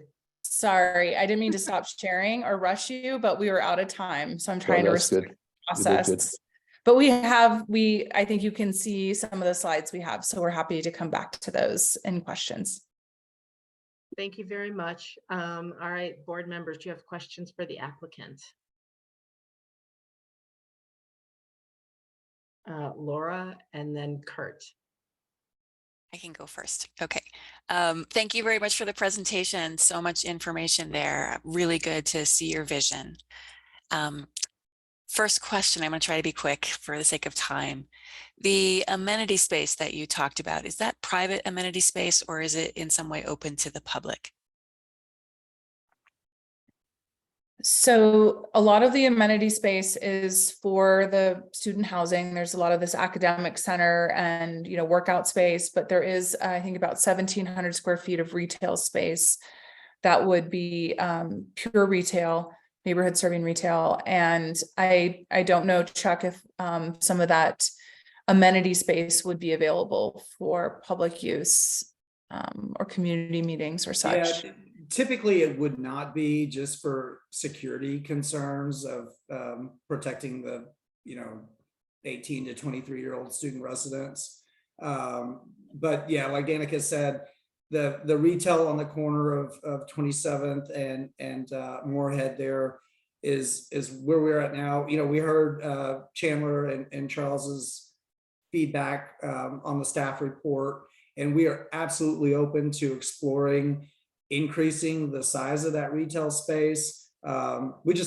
We want to make sure that it's retail space that we can put people in, that we can find businesses that will utilize, because there's just, quite candidly, there's quite a bit of vacant retail out there right now. And the last thing that we would want to do is have this really beautiful building that has vacant retail in the ground floor of it. It would just be kind of a black eye on the entire street front, and really not accomplish what we would like to do, and which I'm assuming you all want to do as well, which is activate that street front. Okay, thank you. That leads into what was going to be my next question, is why did you not choose to do more ground floor retail, knowing what the purpose and description of a BC2 zone is, that the ground floor should be predominantly retail? Is there anything else that you want to say about why you made that decision? I mean, it's pretty clear that you feel that there's a risk that it could go vacant. Yeah, there was a multitude of reasons why we really limited that. One, the access around the site vehicular access is not great. When we were looking at this, it was kind of during the midst of COVID. Retail occupancies were way down. We were looking at the staff report and the community feedback that the Baseline Zero project received, and a lot of that was revolving around traffic, and which that project with the hotel and the office use generates a lot of traffic. Obviously, retail generates a lot of traffic as well. So there was a lot of reasons that we elected to minimize the amount of retail. But like I said, this is the first step in the process.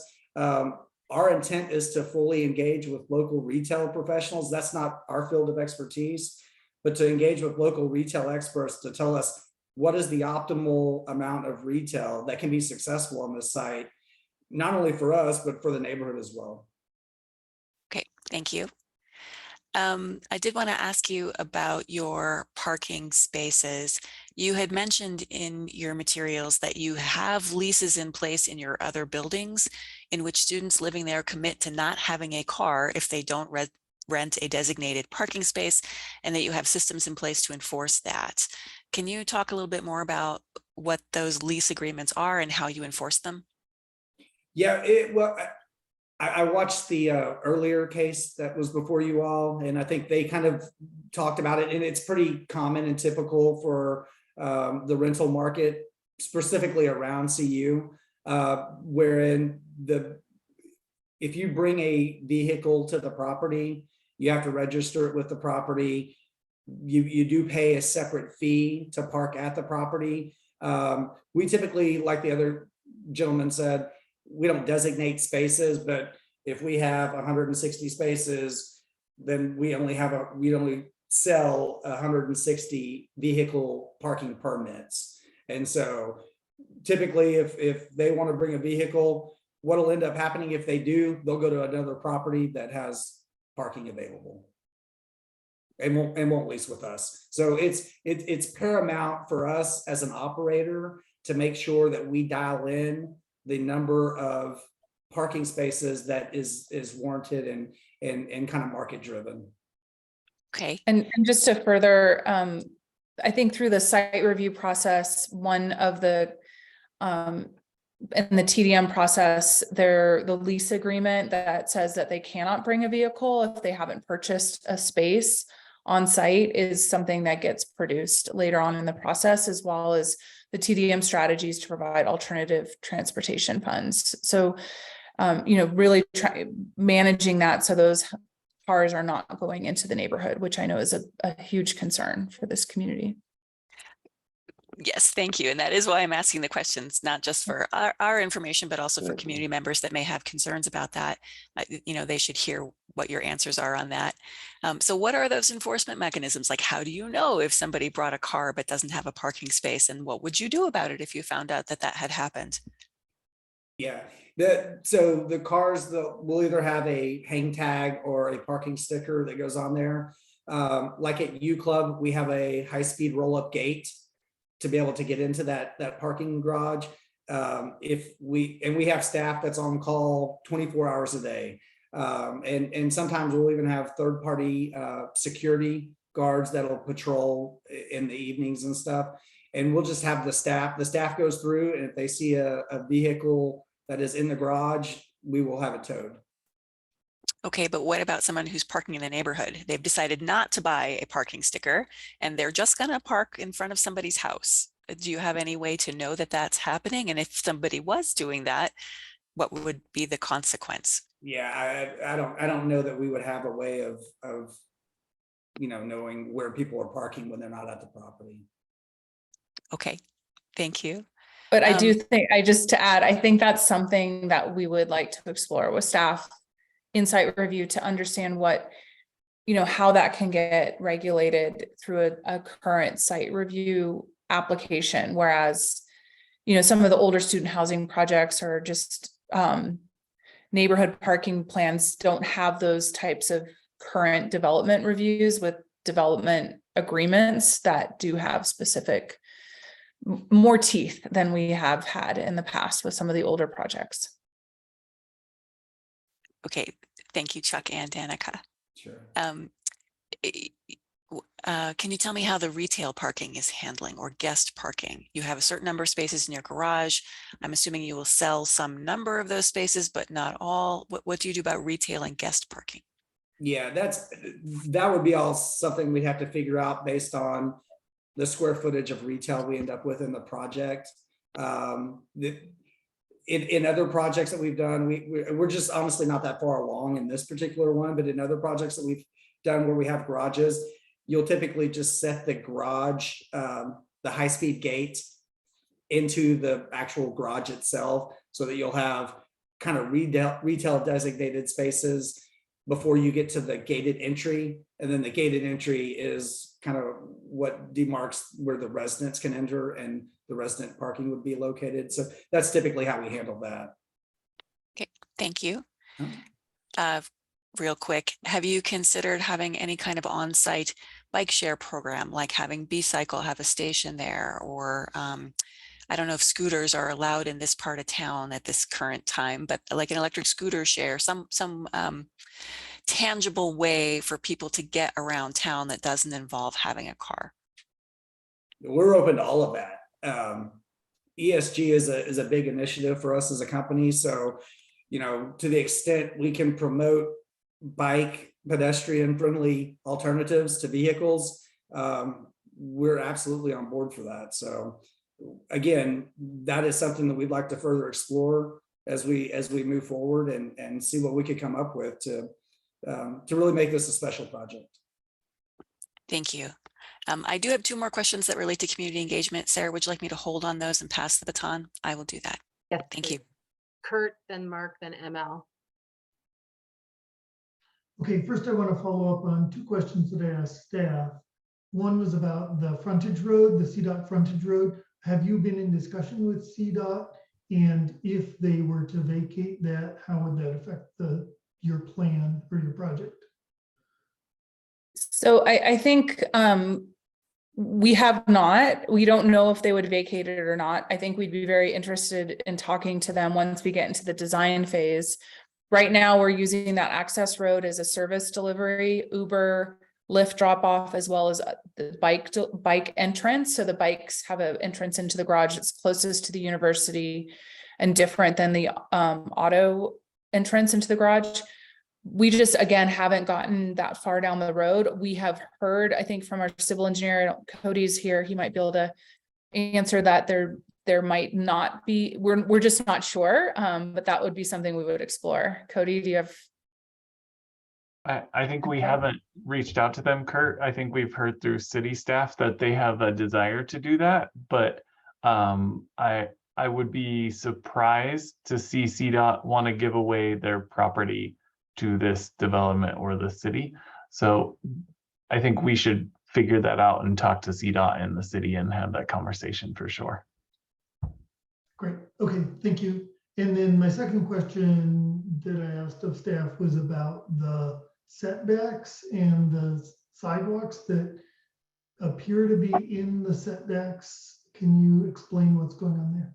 Yeah, I can jump on that one real quick. So on this one, Kurt, what we're actually doing is we're providing additional improvements that are outside of the city right of way to comply with the city required 8-foot tree lawn and the sidewalk required width. And so by doing that, we're going to be dedicating access easements behind those proposed improvements.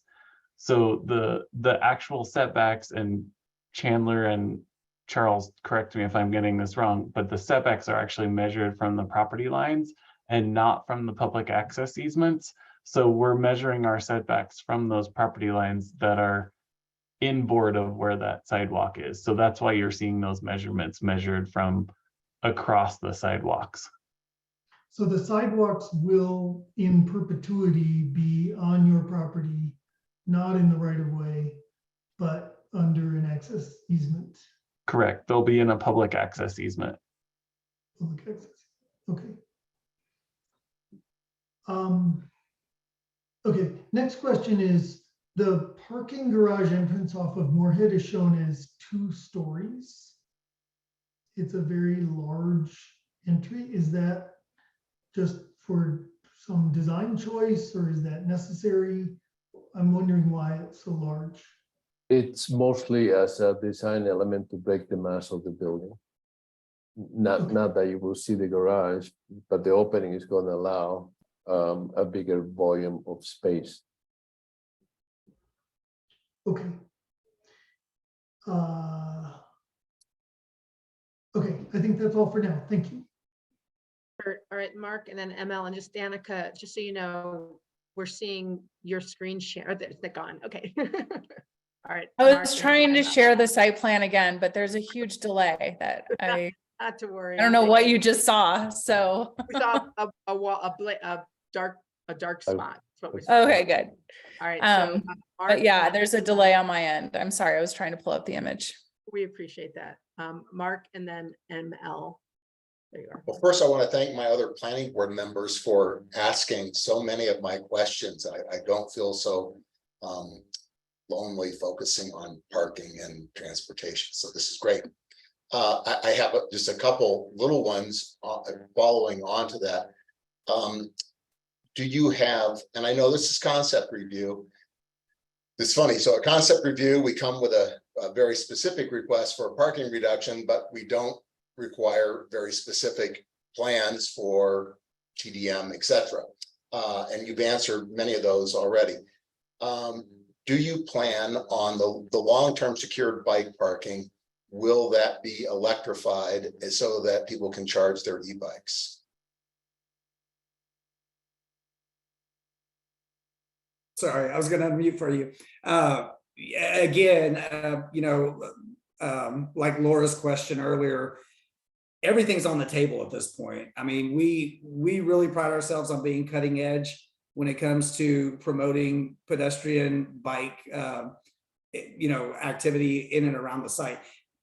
To be candid with you, these are the type of properties, these are pretty much the only type of properties that we look to develop student housing on, the ones that are truly pedestrian to campus. Because, I mean, you've all probably heard this story before. This is car storage as opposed to car parking. The residents are going to come, the ones that bring a vehicle are going to park their car there, and they're going to bike to class. You've got so much retail right there in front of Williams Village down Baseline. Everything they need is kind of right there in their own backyard. So again, we're all ears. I came into this and viewed this as a learning kind of session, a brainstorming session, if you will. for you all to tell us what we need to go explore and let us go chase some of this stuff down and come back to you with something with site review. So I'm going to save comments in that regard to later, and I'm going to continue with questions. And again, the question is, do you have plans for car charging electrification, or at a minimum pre-wiring, etc., for car charging electrification? I understand your comment in regard to storage, but my question still stands. Are you going to have car charging facilities? Yeah, I can tell you on some of our recent projects across the country, even the ones that we are not putting car charging stations in, we are making sure that the wiring, the conduit, and availability is there, so that we're not going back a year from now and having to rip out concrete to put those charging stations in, because obviously that is where the automotive industry is going. Okay. And a more technical answer, Mark, is the code does require it. There's a certain percentage that is required. And so I think if you were looking, for more feedback on that, we'd like to hear it. But the code does require both electrification and wiring for, I think, almost all the spaces now. At least to be EV ready. Cody might correct me. I think it's up to 40% has to be EV ready is the new code requirement. Chandler and Charles, correct me if I'm wrong, but that's what I believe the new code is. I'll save my comments again until the comment time. So next question. The amount of green space that you have shown us in this concept plan, I think is commendable, and I like it, and I like the layout.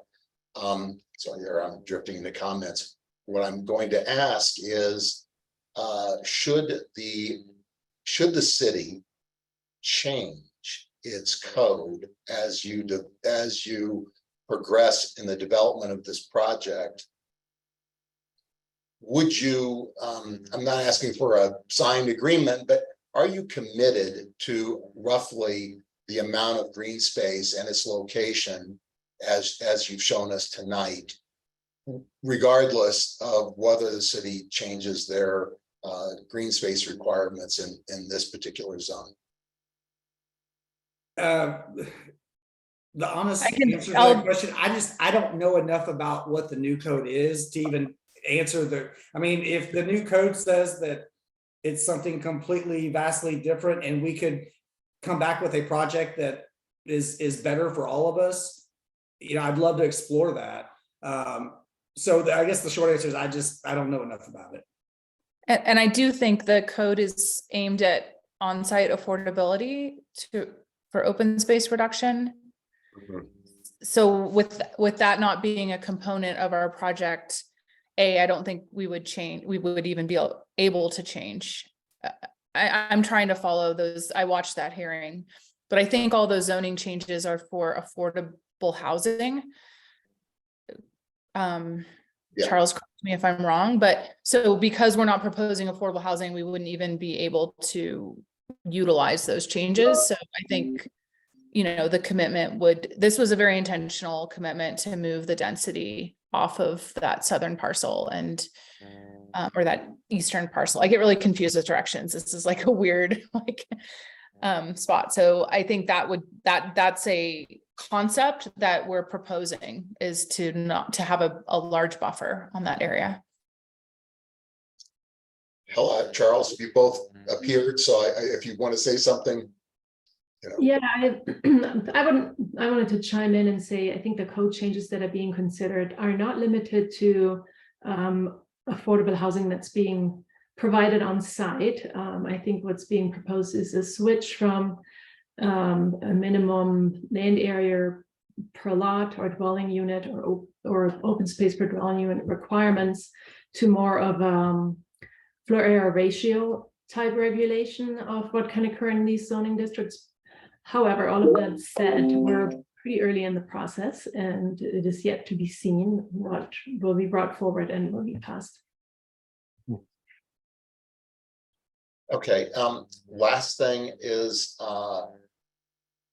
I think I heard that you're planning on doing a retail market study, a market study for retail space as you progress, because I would imagine that since you're asking for less than 10% ground floor retail currently in this concept plan, that would probably, anyway, are you going to do a retail market study, and likely you would stay below that 10% number for ground floor retail? Is that right?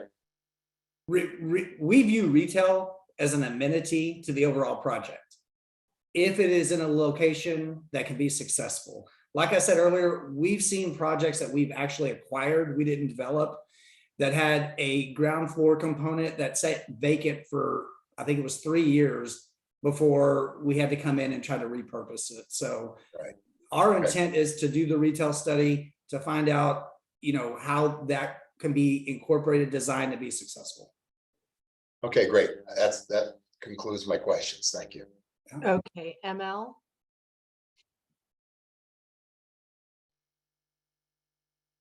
Thank you, Sarah. I just have one question. I'm just curious about the square footage of the building. So what percent of the building square footage is amenity versus not open space, but the amenity spaces versus housing itself? It's about 6%. Thank you. All right, any last questions? Kurt. I have a follow-up question for staff. Would now be an appropriate time to ask that? Sure. Okay, the question again is about the setbacks and the difference between dedicating the right-of-way and using a public access easement. Are you comfortable? Well, I guess, is there any functional difference between those two? And are you comfortable with the public access easement as has been proposed? There's not really a functional difference between the two. I think we probably are comfortable with an access easement.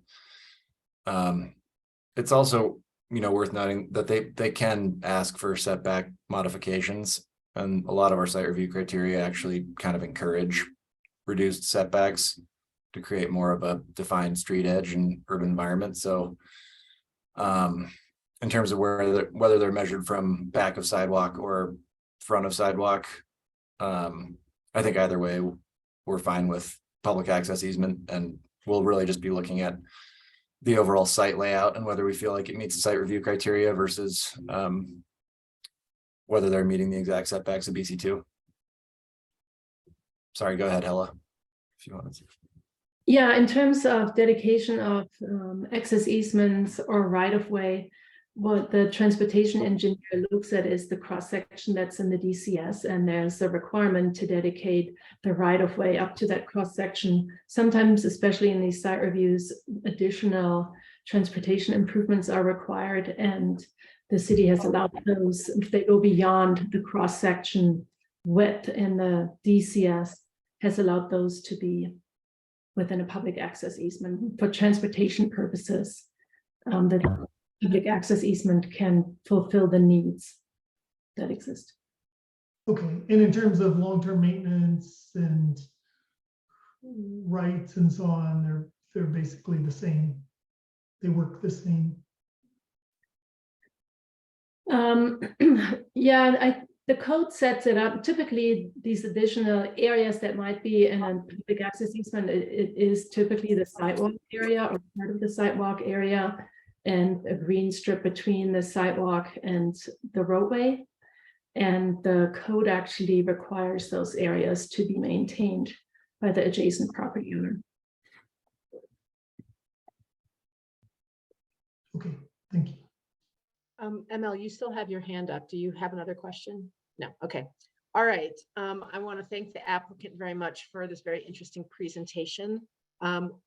We're going to take a 10-minute break. When we come back, we'll do public participation, but before anyone goes away, if everyone in the public who plans to speak would please raise your hand now, so we know actually how many people want to speak.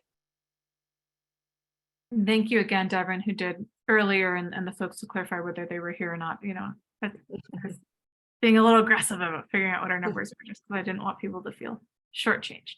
Vivian, what are you seeing? 13, 12 Okay. plus, but we know one is now 14. Okay,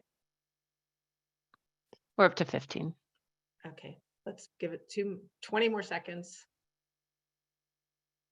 I think with 15, you can decide if you want to reduce the time or not. Given that there are actually 33 people in attendance, I'm going to guess that some of those folks are just not yet raising their hands, either because they can't find the hand. So let's go to 2 minutes for everyone. I realize that, yes, Mark, what is it? It is that I think I would like to get a sense from the board. This is a big concept review. It's important to a lot of people in the neighborhood, and I would urge us to extend the 3 minutes to 15 people. I'm showing 14 attendees with their hands raised now, and I would I encourage think it's going to us to actually be 14 though, Mark, because we got a lot of folks without hands up. Yeah, we actually have, if you read page 2 of every packet, we actually have some regulations or rules of engagement, which are if we have 15 or more, we can make a decision to go to 2 minutes. 15 people, that'd be 30 minutes. I do understand that this is a hearing of the great interest, and we want as many people as possible who want to speak. It is also a concept review, and so unless a majority of people on the board think we should continue with the 3 minutes, we have given everyone ample notice starting at 6 o'clock this evening that we might go to 2 minutes. So is there anyone in addition to Mark who thinks we should stick with the 3 minutes, or is uncomfortable with us going to the 2 minutes? Let me put it that way. Okay, then I'm going to make an executive decision, and we'll go to 2 minutes each, and we will take a 10-minute break. We'll be back here at 8:11, and we will start with public input. Thank you all very much.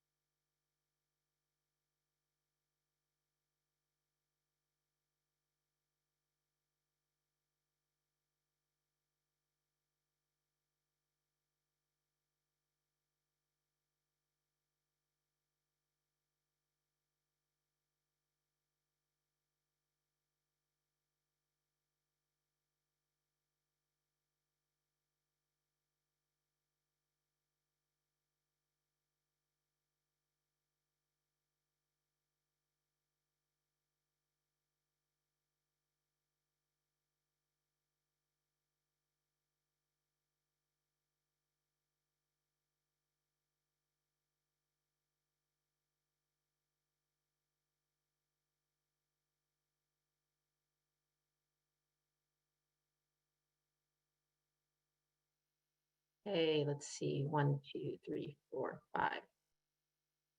Mark, are you there? Mark?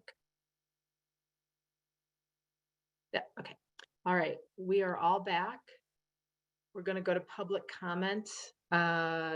Vivian will manage public comment. Everybody has 2 minutes, and for the 2 people who have slides, I believe Amanda will be in charge of turning those slides over as requested.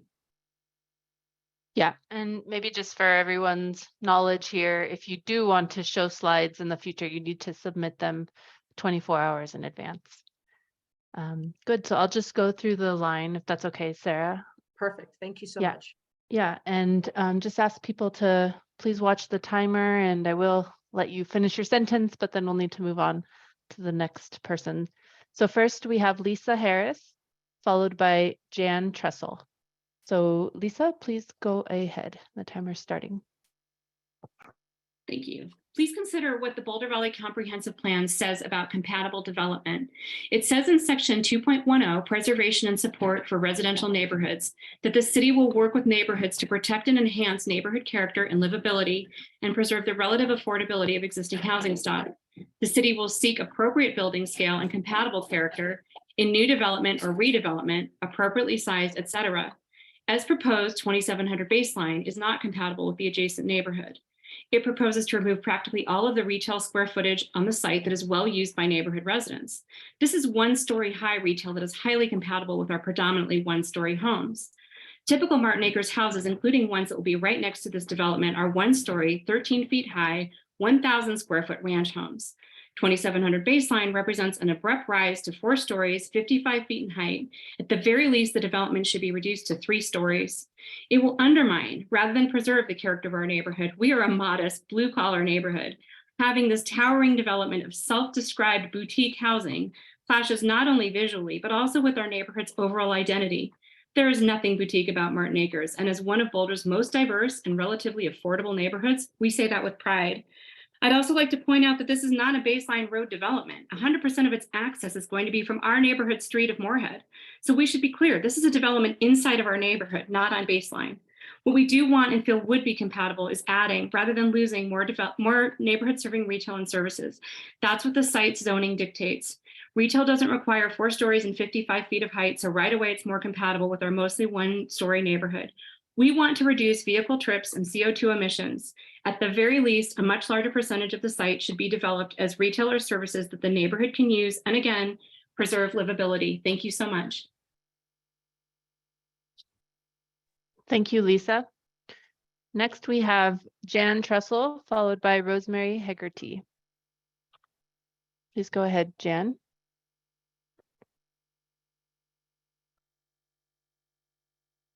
Can you hear me? Hello? Yes, please go ahead. We can hear you. Good evening. My name is Jan Trussell. Now, while the most recent proposal, 2700 baseline, is different in purpose, it shows almost all the same aspects of height, mass, traffic issues, spillover parking, and removal of nearly all retail as the previous proposal of baseline 0 did. We felt it would be helpful to remind Planning Board what the survey told us. This is our survey methodology in 2014. We commissioned a neutrally worded survey that sought neighborhood views on the 2700 baseline site, then called baseline 0, good, bad, or indifferent. We distributed door to door to all 1,350 homes in our neighborhood. Here are the responses we received back. Traffic, 94% of respondents said they were concerned about traffic. 80% very concerned, 12% significantly concerned, and 2% medium concerned. Height. 93% of respondents said the proposed buildings are too high. Please note the proposed 2700 baseline buildings are the same 55 maximum height as the 2014 baseline 0 buildings. Does scale fit the neighborhood? 79% of respondents said not at all, 12% said it somewhat doesn't fit, and 6% were neutral, with 2% saying it fits very well. Zoning and land use, 81% preferred neighborhood serving retail. Parking, 96% were concerned that parking will overflow into the neighborhood. Now, as you're evaluating this new proposal, please take note of the overwhelming landslide nature of these concerns in the 79 to 94% range. And please realize that this new proposal shares the same height the same near total loss of retail traffic issues and spillover parking issues as a 2014 baseline zero proposal. And note, neighbors weren't against developing the site, but 81% had and still have the completely reasonable expectation that the site would be developed in the spirit of its zoning, neighborhood serving retail and services. I'm done. Thank you, Jan. Thank you, Jen. Next up, we have Rosemary Hegarty, followed by Ron Depew. Please go ahead, Rosemary.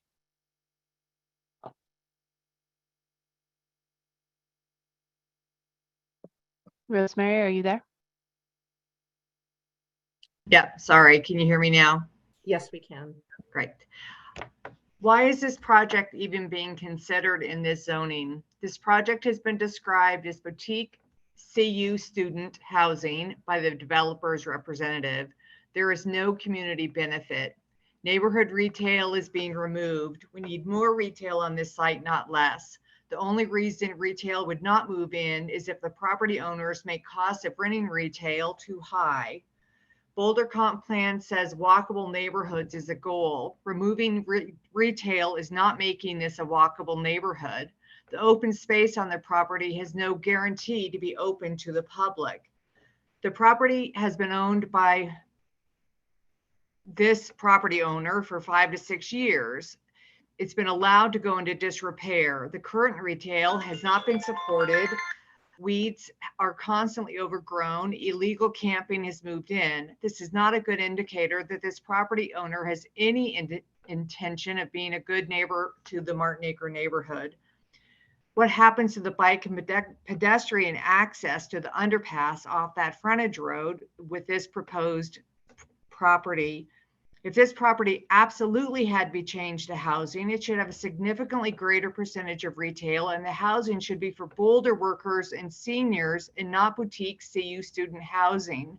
This is a massive building.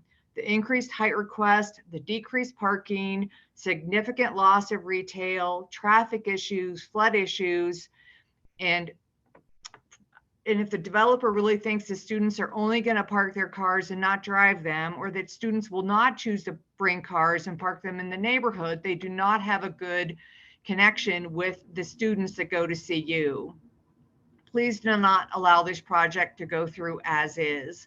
Boulder really needs to stop. Thank you, Rosemary. Thank you. Thank you, Rosemary. Okay, next we have Ron Depew, followed by Paula Mosley. Let me just get the timer going. Okay, Ron, please go ahead. Okay, finally got the button there. I would like to address some inaccuracies and false claims on the 2700 baseline proposal. In the developer's trip generation document, the current retail square footage calculation omits the 1,231 square foot convenience mart at the Boulder gas station. It only lists the 8 gas pump islands, and we wonder if it was intentionally omitted to support another false claim that the current site results in no trip reductions. The developer falsely claims that the current site creates no trip reductions because they're all auto-related businesses. There's a liquor store and there's a food store there. Nearby residents frequently walk or bike to Baseline Liquor and Boulder Gas Convenience Mart.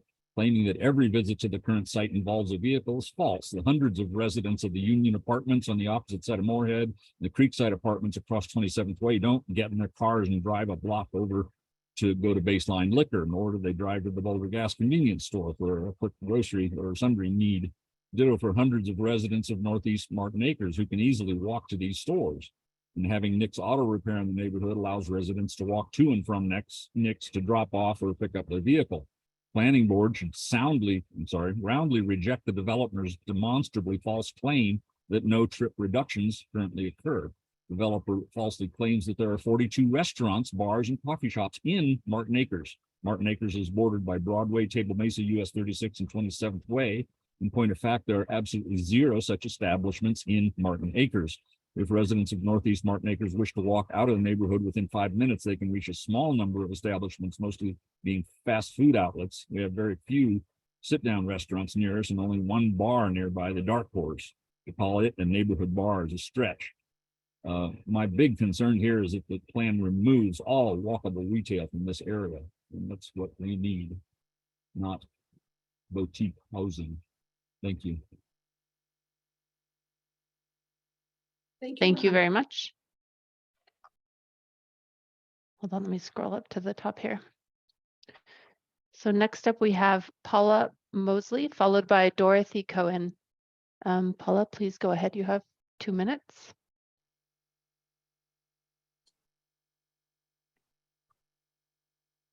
Hi, my name is Paula. I live in Martin Acres, lived there since 1989. I wanted to address the neighborhood retail businesses. Going to the comp plan, section 5.04, vital and productive retail base. The city recognizes the importance of its retail base and maintaining affordable retail space. The city will develop and implement a retail strategy that takes into account shopping needs of the community and ensures an appropriate mix of retail and identifies opportunities to improve the retail base and the city's sales tax revenue. Section 5.05, support our local business and business retention. I'm going to say that again. Section 5.05, support our local business and business retention. This project scrapes off every existing business there that has been there, many of them for decades, and they are a vital part of our neighborhood. The comp plan also states under neighborhood centers guiding principles, meet everyday needs of neighboring communities, include a mix to meet everyday needs. Well, getting gas, I don't get gas every day, but when I do, I go to that gas station.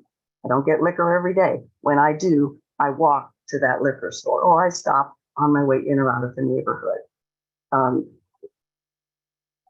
Nick's Auto Repair, been going there for over 30 years. It's the only auto repair place within a reasonable walking distance. I no longer have a second driver in my home. My husband passed a few years ago. And the idea of taking my car somewhere remote and having to Uber to get home or whatever, it's a hardship for me. Please consider going back to the drawing board and making this a concept that includes keeping our existing retail. Make it a smaller apartment complex. Thank you, Paula. Thank you so much. Next up, we have Dorothy Cohen, followed by Scott Jackson. Please go ahead, Dorothy.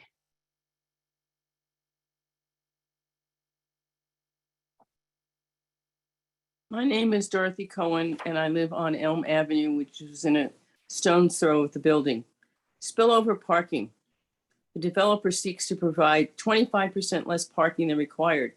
The northeast corner of Martin Acres is already subject to chronic overflow parking from CU students, faculty, staff, CU football games in the fall, and from the union apartments, which also reduce their parking. It's already impossible for guests to park in front of their own homes. Residents on my street regularly have cars parked straight across their driveway, creating a dilemma. And I've called the police, I don't know how many times. We urge you to consider the following exceptions from the Boulder Valley Comp Plan.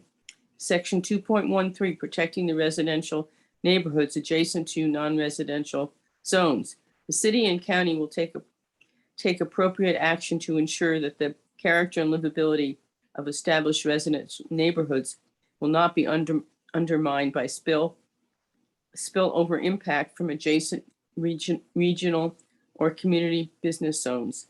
Section 2.33, sensitive infill and redevelopment. The city will gear subcommunity and area planning and other efforts towards defining the acceptable amount of infill and development and standards and perform measures for design quality to avoid adequate mitigation, negative impacts, and enhance the benefits of infill and redevelopment to the community and individual neighborhoods. I took my car to Nick's today and didn't have to worry about, I just walked over there and picked it up and dropped it off. And that's a convenience for me. Thank you.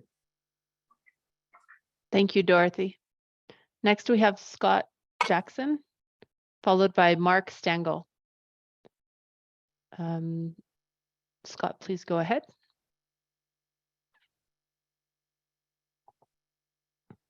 Hi, can you hear me? Yes. Okay, thanks. Yeah, I'm a Martin Acres resident, as well as many of the other speakers. I don't have polished plan written remarks. I just want to throw some support towards the careful planning process that it appears has already been going on between the board and the applicant. This is the first planning board meeting I've ever attended, and it's kind of enlightening, and it's good to see kind of the careful thought that's going in. I hope more of that continues as it goes on to the site review phase, especially on the part of the applicant. I think as a neighborhood, I'm glad to hear that the applicant is open to working with us on the retail issue. And one thing I would suggest is consider offering the retail space below market rate in Boulder.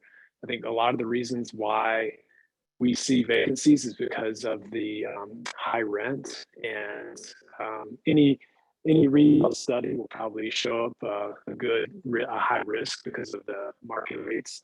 So I would encourage the developer, to the extent possible, to think through that and offer potentially below market rate as a way to improve the retail options and to improve the relationship with the neighborhood. And that's it. Appreciate your time. Thanks for coming, Scott. Next up, we have Mark Stengel, followed by Deborah Biasca. Mark, please go ahead. You have 2 minutes. Yes, I'm concerned about the hydrology of the area. When I was living close by on 27th Street in 2013, we realized that the entire neighborhood was flooded. Every home had flooded basements. Water just came up through the ground. It was an overwhelming experience for many of us. And when we come to that, we realize that Boulder County Boulder Valley Comprehensive Plan has provisions for studying hazardous areas, this area regarding soils. We haven't seen much studies on that topic in surface and groundwater section 3.30. So 3.18 and 3.30 from the comprehensive plan.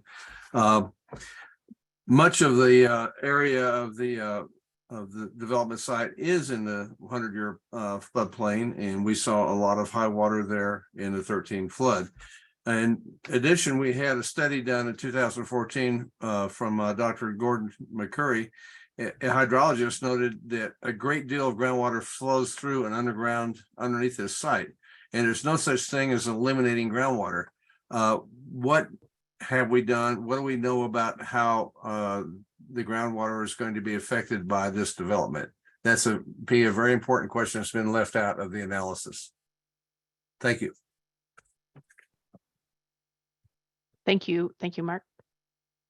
Next up, we have Deborah Biasca, followed by Abby Shannon and Scott McCary, starting with Scott. So Deborah, please go ahead. You have 2 minutes.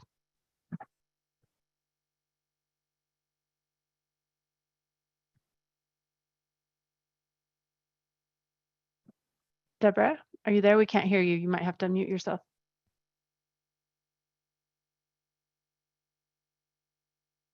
If you could speak, Deborah, we can tell if you're unmuted.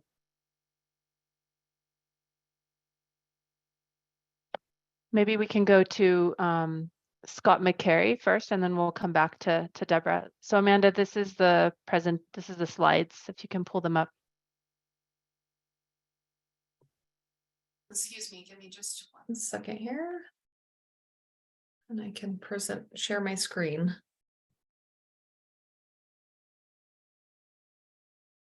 And I was just going to offer, I don't remember the call-in option, but if Deborah's still having trouble with her mic, perhaps after this presentation, maybe we could put up how to call in or link her that just so that she has the option to participate.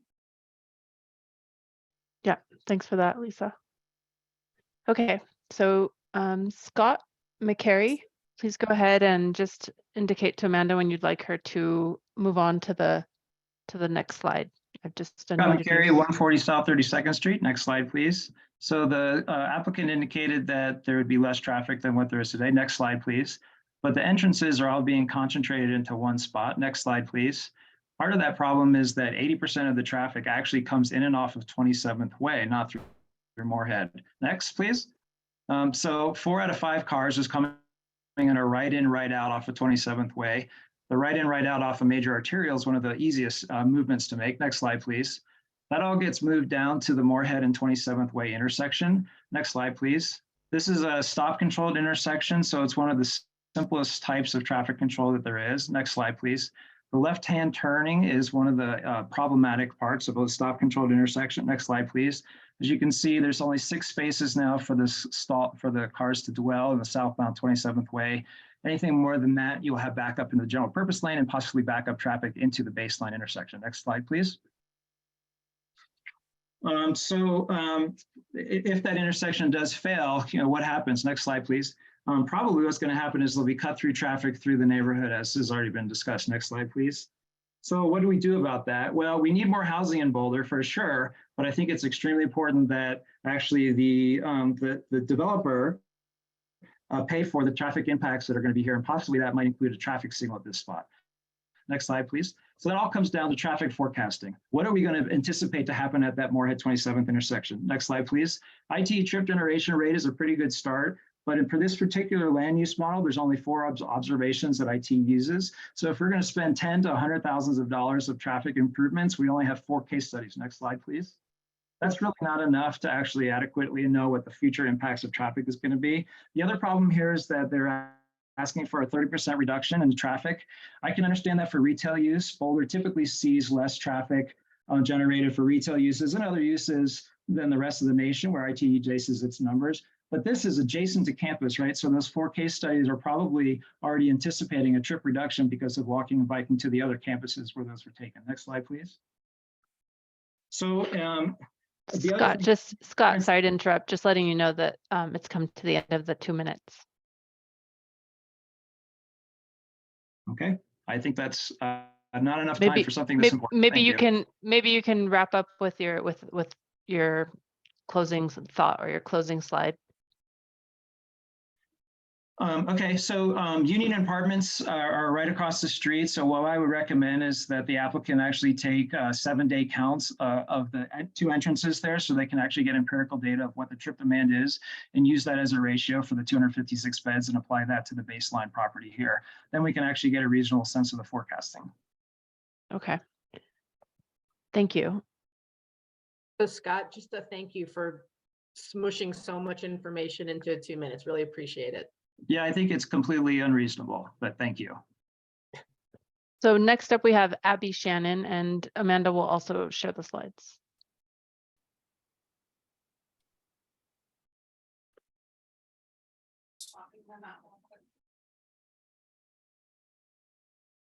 I'm sorry, who's next, Vivian? So this is Abby Shannon. They're connecting from the same computer as Scott. Got it. Okay, But thank you. 2 different people. Yeah. I'm just taking notes, so I want to make sure I know who's talking. Yeah. So this is Abby Shannon. Please go ahead, Abby. Hi there, Abby Shannon, 140 South 32nd Street. I'm here to talk about the Moorhead Underpass. Next slide, please. What underpass, you said? Well, it's actually in the Transportation Master Plan for 2019, and it was included in the plans for in the presentation tonight, but I noticed that the presenter took out this plan. Next slide, please. I support this project, and I support changing the dominant use from retail to residential. The 55-foot height is okay also. There's a lot of BC2 around here, and a lot of it's vacant. The BVCP calls out for walkability, so let's make this walkable. That white arrow there, it's about 1,000 feet of right-of-way between those 2 spaces. Next slide, please. There's a lot of potential here for better connections and to make those connections away from baseline, which is really hostile. Next slide, please. Ideally, 2700 baseline and Union Apartments would redevelop at the exact same time. Next slide. And they would develop at the exact same time that the city has money in the capital improvement plan. Next slide. But that rarely happens. Next slide, please. There's a lot of potential here for conflicts, worse conflicts between vehicles and the existing multi-use path under 27th Way, but we can make that better. Next slide, please. I'm going to skip this a little bit. Next slide. To do an underpass under Moorhead, there's a huge grade change. Next slide, please. It's hard to see, but there's 11 steps there that's on the site plan showing what that grade change is. We think it's about 14 feet. Next slide, please. If you look at this in a section view, next slide, from the bottom of a potential new multi-use path in Moorhead to the top of the road is about 14 feet. Next slide. We need to plan for that grading now. There's some serious grade change, and the developer could do that now, and we should be thinking about it as part of the concept plan. because they could be ready for that even if they're not going to be paying for it. Next slide, please. Also, can you do the next slide, please? A new underpass will change access to the creek. It'll change the landscape plan. It'll change the site grading. It'll change the site drainage, and it'll change the floodplain. Next slide, please. Next slide, please. If we don't do this now, it won't happen, and we should be thinking about it now. So 4 summary points. Next slide, please. The underpass is in the city's TMP. Next slide, please. This should be required as a concession for the lack of code required retail, which I don't think is necessary, but this is the community benefit, is an underpass at Moorhead that's been planned for. We should design and construct. The design and construction will drastically change grading and landscaping. Next slide, please. The design and construction will change the flood control and perhaps the building placement. We should be thinking about that now. Thanks so much. Thank you. Thank you, Abby. Thanks for sharing the screen. Okay, so now Deborah has dialed in, I believe, so let's try her from her telephone. Please go ahead, Deborah. I've unmuted you. No, it looks like it's still muted.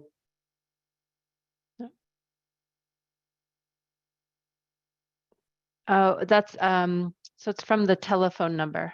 I think she's still connected from her computer and that one is muted, but from the number that called in. I'm seeing the phone number still muted. Yeah. Does she That have would to- be from their end, probably. There it is. She have to do start. I'm there. unmuted. Can you There hear you go. me? Yeah, Yes. now we can hear you. Great, wonderful. Please Okay, go ahead. Thank you. Boulder is committed to more affordable housing. The developer's description of their project says it's boutique student housing. We know of no students who are looking for a place to live here that's more expensive than market rate. This project is proposing to charge $6,800 a month for a 4-bedroom apartment, compared to our neighborhood's current rate of $4,000 for 4 bedrooms, a 70% increase. That is a luxury accommodation, boutique for sure, but hardly affordable. And what does the comp plan say about affordable housing? Section 7.12 requires the city to regulate policies and ensure that when additional intensity is involved in the project, a larger proportion of additional affordable housing is required. Cash in lieu just doesn't do the trick because of our scarce housing stock. These developers are asking for many favors in the form of variances, and we want community benefit to match, and that must include affordable housing. Second, section 715 of the comp plan talks about integration of permanently affordable housing.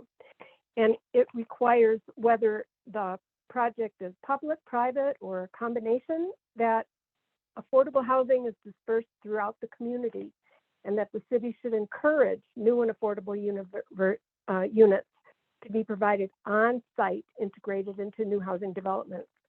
That is not happening at all at 2700 baseline, nor so far is any affordable housing commitment other than the cash in lieu.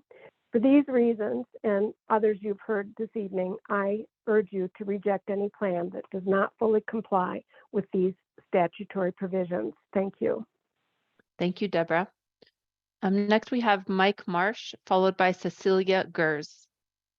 Mike Marsh, hold on, give me a second to. Okay, please go ahead. You have 2 minutes.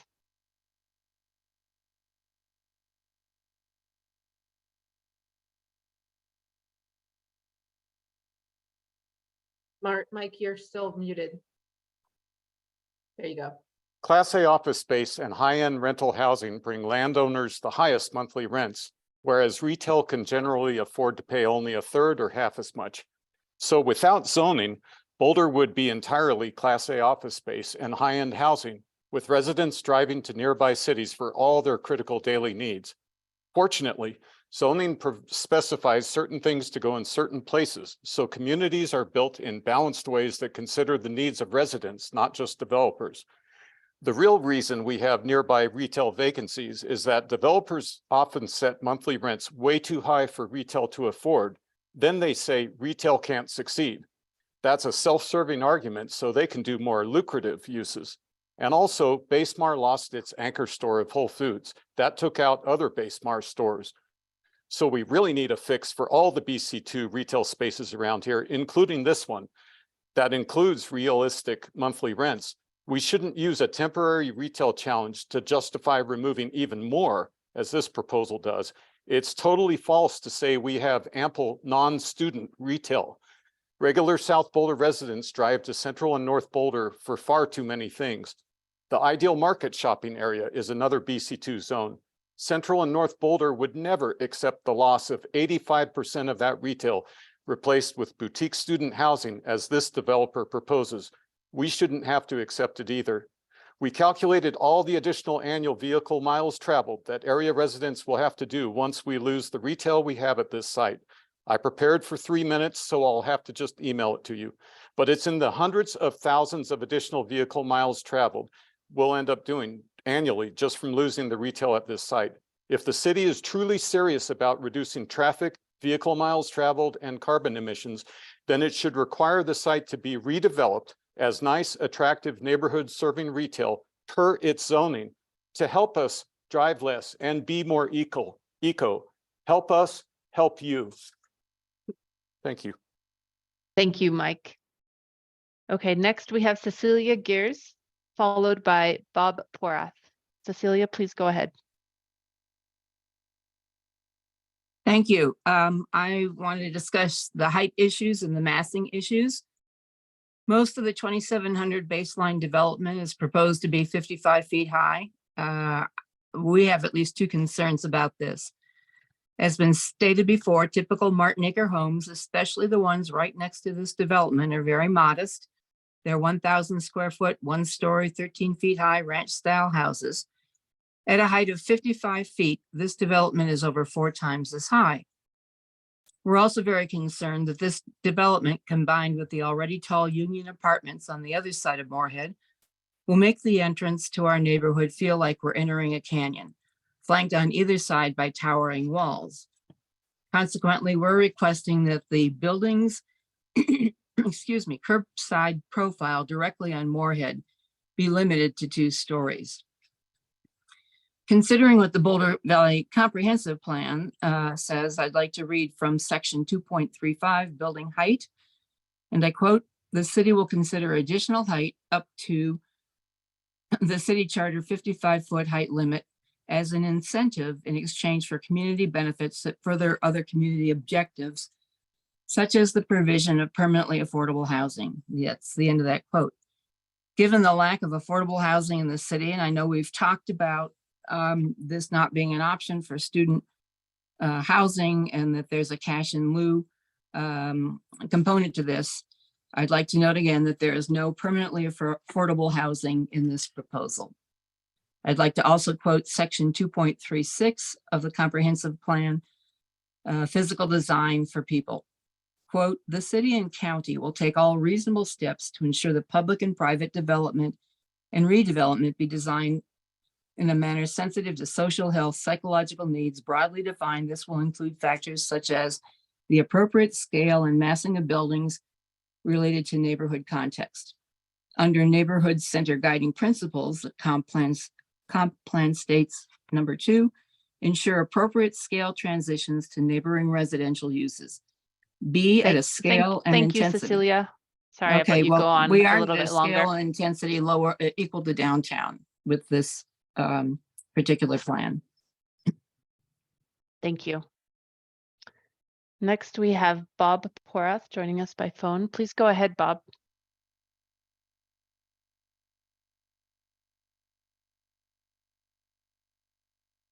Bob, you're still muted. Vivian, can you remind us how to unmute from phone?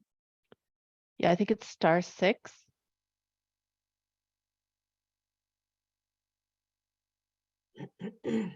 There you go. All right, you're unmuted, Bob. Thank you. Wonderful.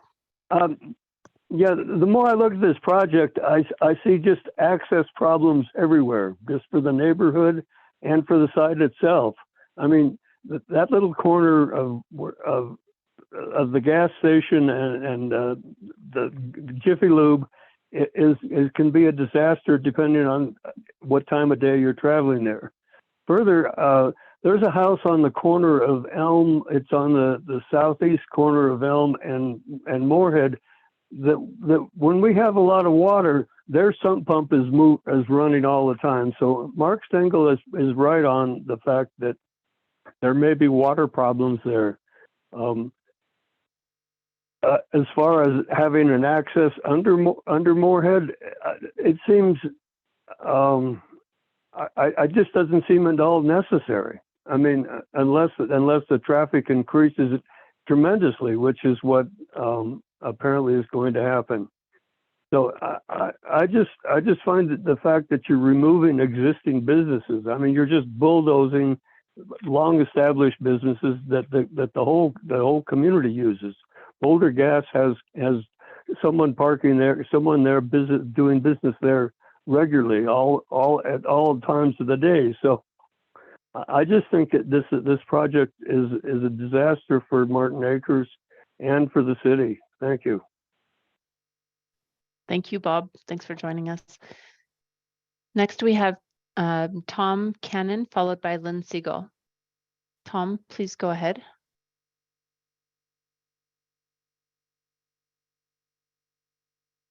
Hi, my name is Tom Cannon.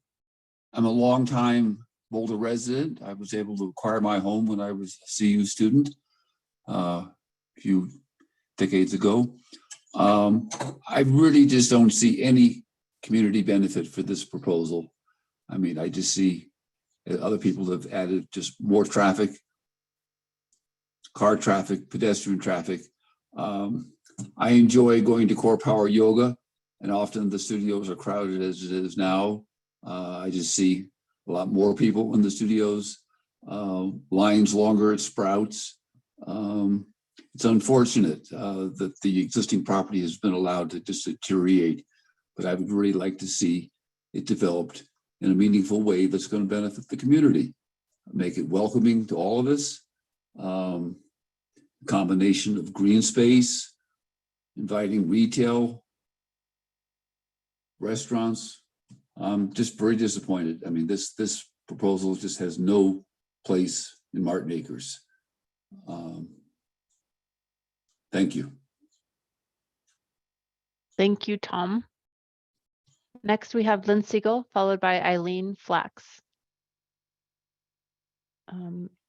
Lynn, please go ahead.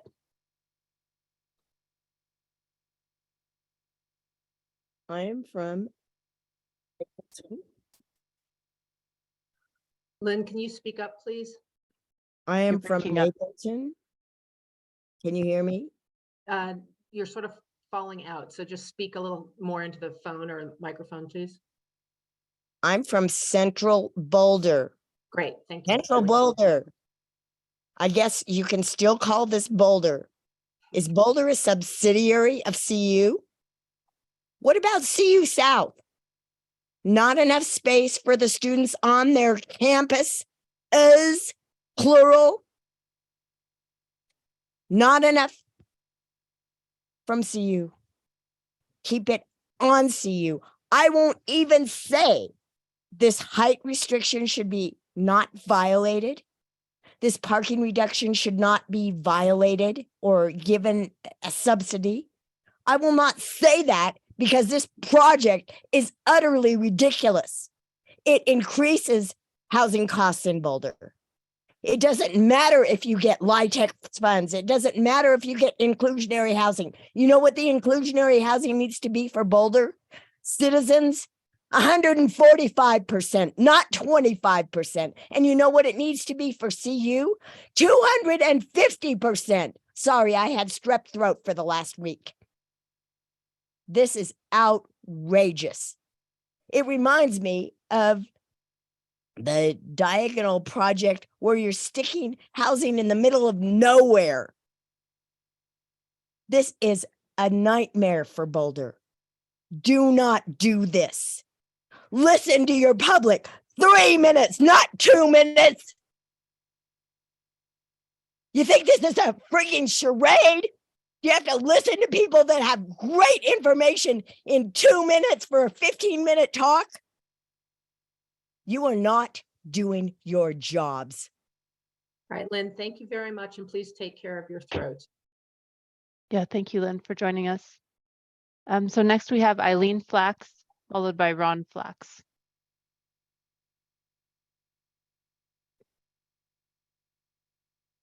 Eileen, please go ahead. Hi, this is Eileen Flax. I'm on Elm Avenue. I've lived here since 1999. I'm super pleased to see the applicant taking an interest in what has become a derelict site. And I think they've done a thoughtful job of addressing site issues here. I would like to see a more honest accounting of traffic, particularly between Baseline and 27th Way and Moorhead, and the impacts that the CU South development is going to add to this site.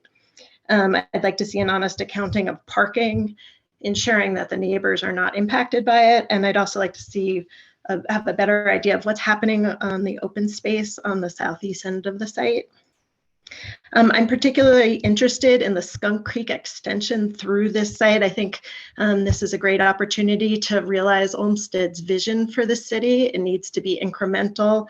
I understand this is a very small piece of the network of greenways and trails, but this is an important increment to that that system.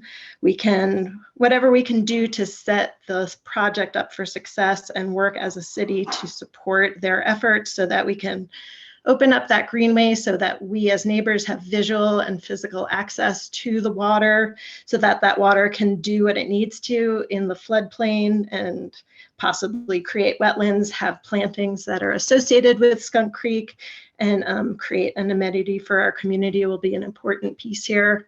I'm also interested in the street trees that have made it through a number of years without any support and the future street trees there that they are proposing. I'm also interested in the bikeway network connections along the south and east sides of the site, along the frontage road that CDOT has not been caring for adequately. I'd like to see this project help CDOT to care for their right of way. Thank you so much. Thank you, Eileen. So we only have one hand remaining. If there's anybody else, this would be a good time to raise your hand if you haven't spoken already. So Ron, please go ahead. You have 2 minutes.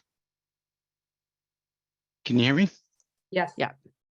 Okay, thank you. I guess first I would just want to mention how disappointed I was at the start of the meeting to hear that there was no more pool timing and that the comments were likely to get limited to just 2 minutes. Some of my neighbors have really spent a great deal of time and effort to prepare for this event and to not have the opportunity to actually hear their full comments, especially some of them that are fairly nuanced and technical in nature. That was disappointing to hear that. In terms of the project itself, I guess there's been a lot of discussion about the retail nature of this site. And to be perfectly honest, I'm a little bit more concerned about the retail to the west in Basemar Shopping Center and to the east of the site, and making sure that we actually establish really solid pedestrian connections between these places. Right now, if you were trying to walk between these two sites, it's a really windy and often unpleasant pathway, and I'd like to see that fixed. Abby Shannon earlier was talking a little bit about the underpass. I think that it's really easy to underestimate the importance of getting that done now, to continue that Skunk Creek pathway in a meaningful way, to open up Skunk Creek and make it a pleasant place to convey both the water and pedestrians, bike routes, where you're separated from the on-street vehicle traffic is really important, and you're not going to get many opportunities to do that. So I think it's really important to adopt a long-term perspective and really think about how this site is going to integrate with that future underpass that's already been identified with the city. I think that's really important. In general, I think it's important to not underestimate the on-street and on-grade bicycle connections that go through this very congested part of the city, moving from south to north or north to south. It's a very, it's a bottleneck on a really wide region, and I think it's important to make sure that is taken into account. Thank you. Thanks so much, Ron. So we have one more hand. It's Carrie White. I would appreciate if anybody else would raise your hand now so that we know if there are others. Otherwise, I think we can consider that Carrie White would be the last speaker in the public hearing. Please go ahead, Carrie. You have 2 minutes. Thank you. I'm Carrie White. I live at 310 29th Street, just a few blocks down the street from the development. Have lived in the neighborhood for 26 years. Our family is super interested in seeing a redevelopment of this property in various ways, just because of the disrepair and the issues and the problems that have existed for many years, as it is right now. My main concerns that I wanted to speak about is the height variance and going to the 4 stories. It does feel to me out of scale of the neighborhood and the surrounding other apartments and retail development, the commercial development in the area. I think that benefits the developer and not us. If it is going to be allowed, there's a promise of setbacks, but I'm not currently seeing sufficient setbacks that come across in the current plans and the renderings that have been shared. So it would be great if that was more strongly considered. Everybody talks right now about the need for more affordable housing in Boulder. I've been listening to city council meetings. This does not feel like a fix for that, and not every development has to be. Overall, I would be. I'm more interested in a really good development for our neighborhood, one that fits the scale, than I am even about that open space. We've lived without open space for decades down there, and we've got some good community open space already in our neighborhood. So I'm less interested in making compromises for parking. We're far enough away that I don't think parking will influence us personally, but I am worried about overflow parking for our neighbors. So thank you for the opportunity to comment. Thank you, Carrie. Okay, Sarah, there are no other hands raised. Okay, great. Thank you to everyone in the public who spoke, and sorry that the 2-minute limit was frustrating for some, but really appreciate how everyone spoke very quickly and got their points across. And I think we've heard a really interesting range of perspectives and insights that I'm sure will be you'll hear echoed by us as we give feedback to the applicant and to staff. Okay, so our next step here is that feedback.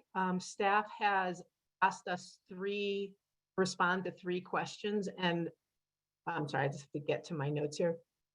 My suggestion is that we go through each key issue and sort of just go down the line, and folks give their comments to their responses to that key issue. And when everyone's had a chance to have their say, we'll then go to key issue 2 and go through that process, and then key issue 3.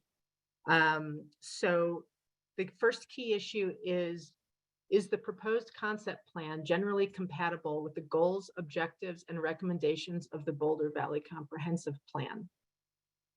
I'm sure everyone on the board has lots of comments. So if you would raise your hand, then I can call on you and work my way through the line. Sarah, can I ask a process question? Sure. Did we want to give staff an opportunity to respond to anything they might want to clear up from public comment? Sure.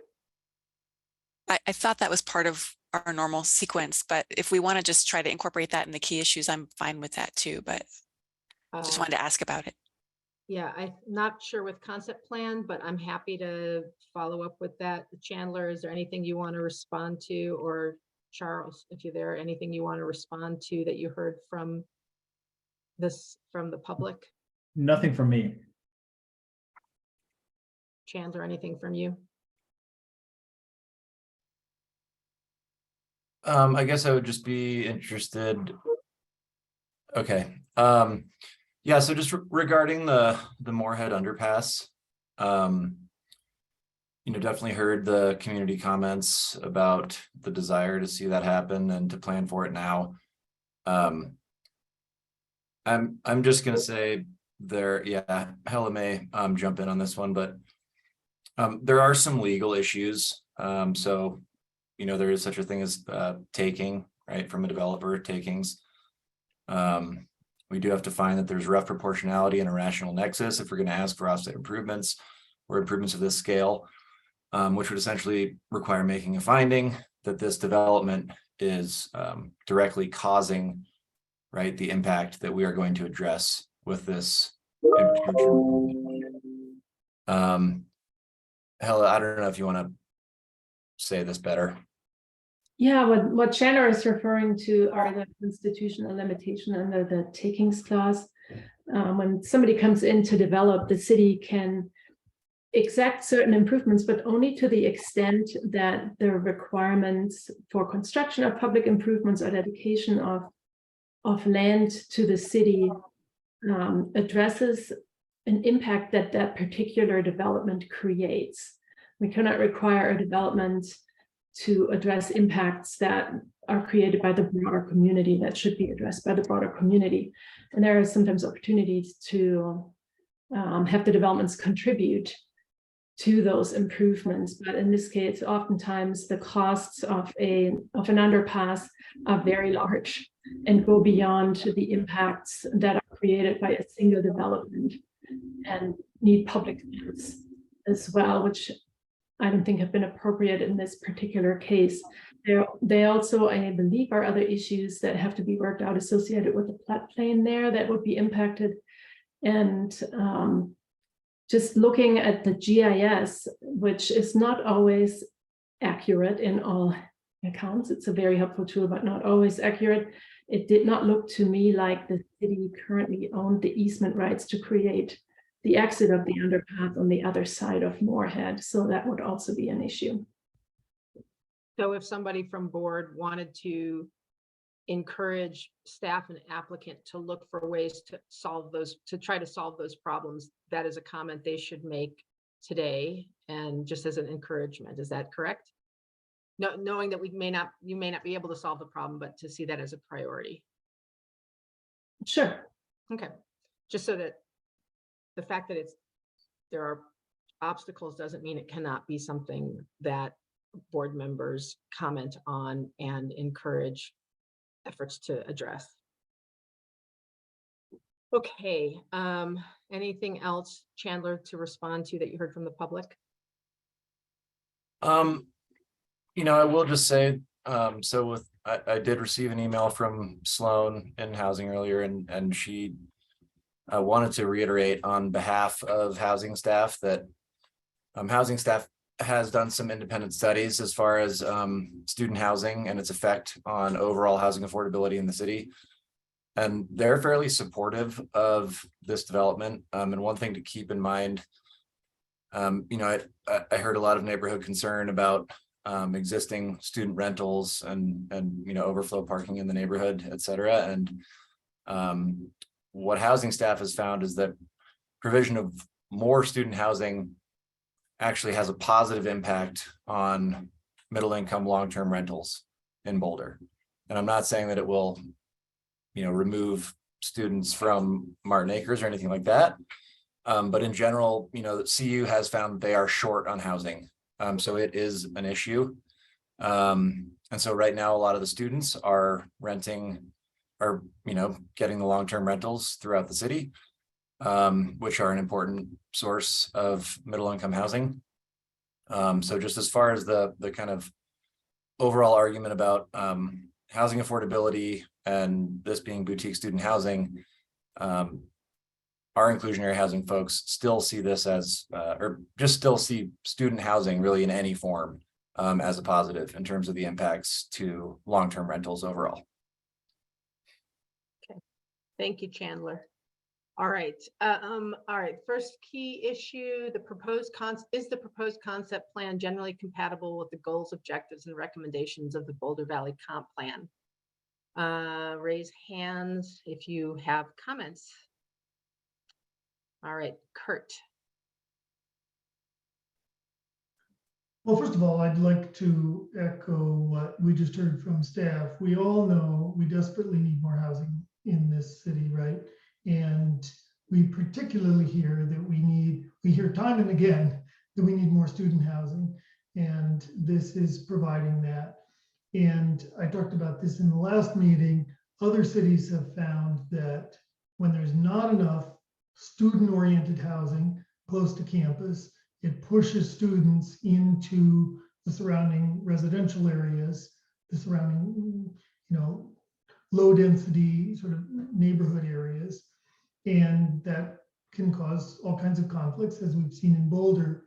And when instead they have built significantly more, or allowed to be built significantly more student housing close to campus, it draws the students out of those areas and makes them available for other people. Generally, students want to be as close to campus as possible. And so to me, this is an extremely appropriate site for student housing. It's a minute, depending on whether you catch the light or not, it's less than a minute to get across to campus. And so in the big picture, which I know is not quite what we're asking, but in the big picture, this seems like an appropriate development in an appropriate location. Specifically about the land use area, the question is, does the project adversely affect the intended function and character of the area as a neighborhood serving business area where retail type stores predominate on the ground floor? Right, that's the question related to the land use and the zoning.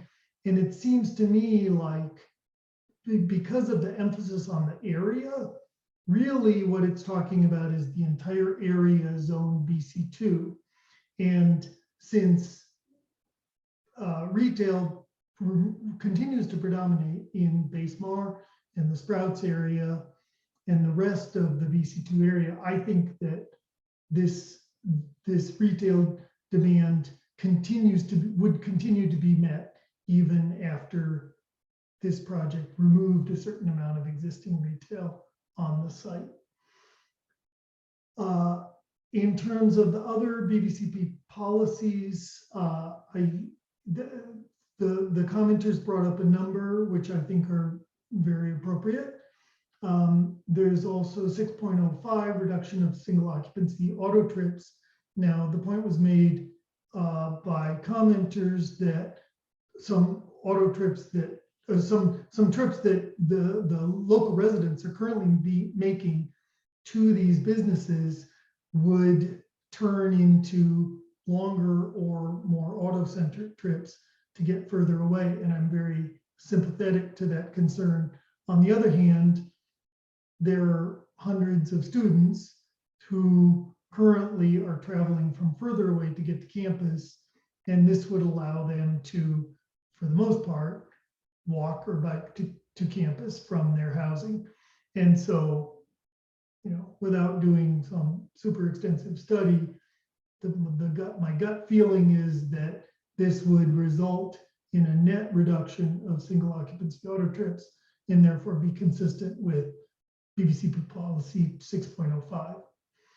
And then, there are the housing policies 7.01 and 7.02 regarding affordable housing. This is not affordable housing, but it will make a significant contribution to our affordable housing fund. 7.10, housing for a full range of households. 7.11, jobs housing balance. By providing more housing, we just improve the jobs housing balance generally. So those are my thoughts on the BBCP. Great. Thank you very much, Kurt. Lisa?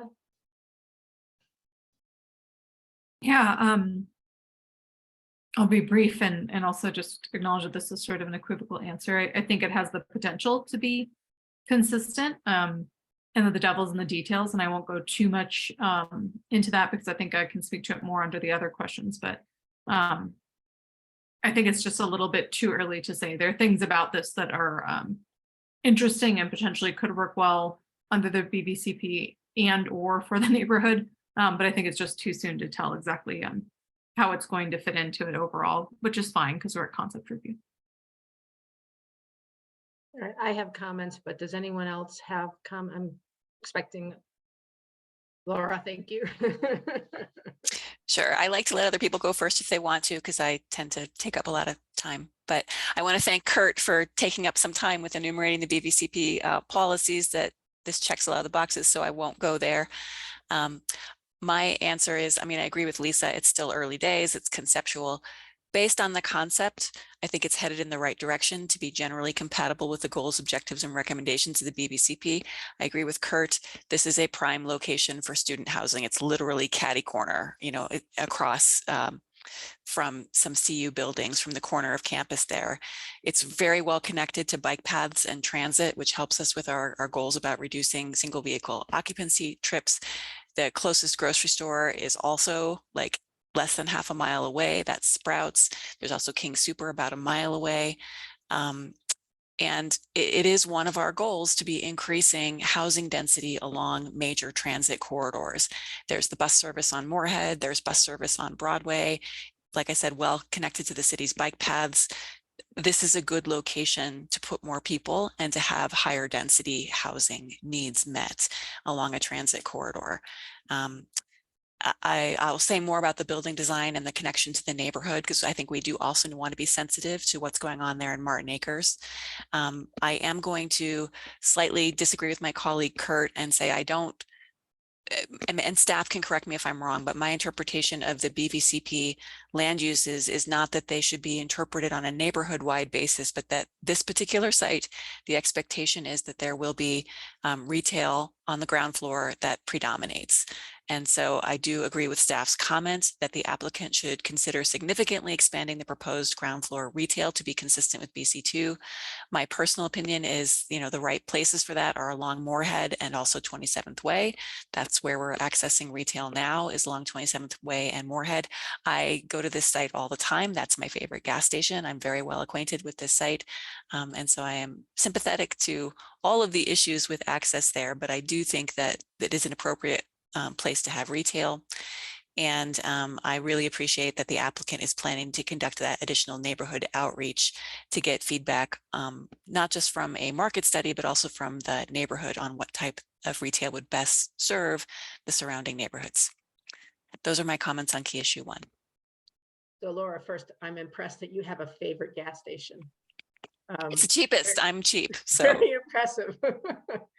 Okay, thank you, Mark, and then George.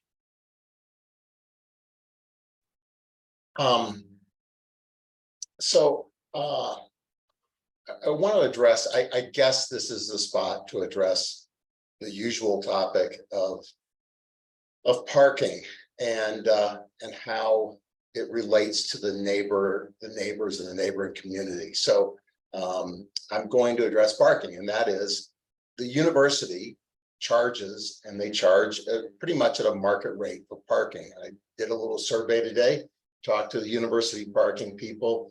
It's about $500 for 2 semesters or 9 months for a parking spot at the university. We don't know what the developer is going to charge for parking, but we encourage them to charge for parking, and we praise them for charging for parking. And next door to the university, next door to developments like this, the city gives it away.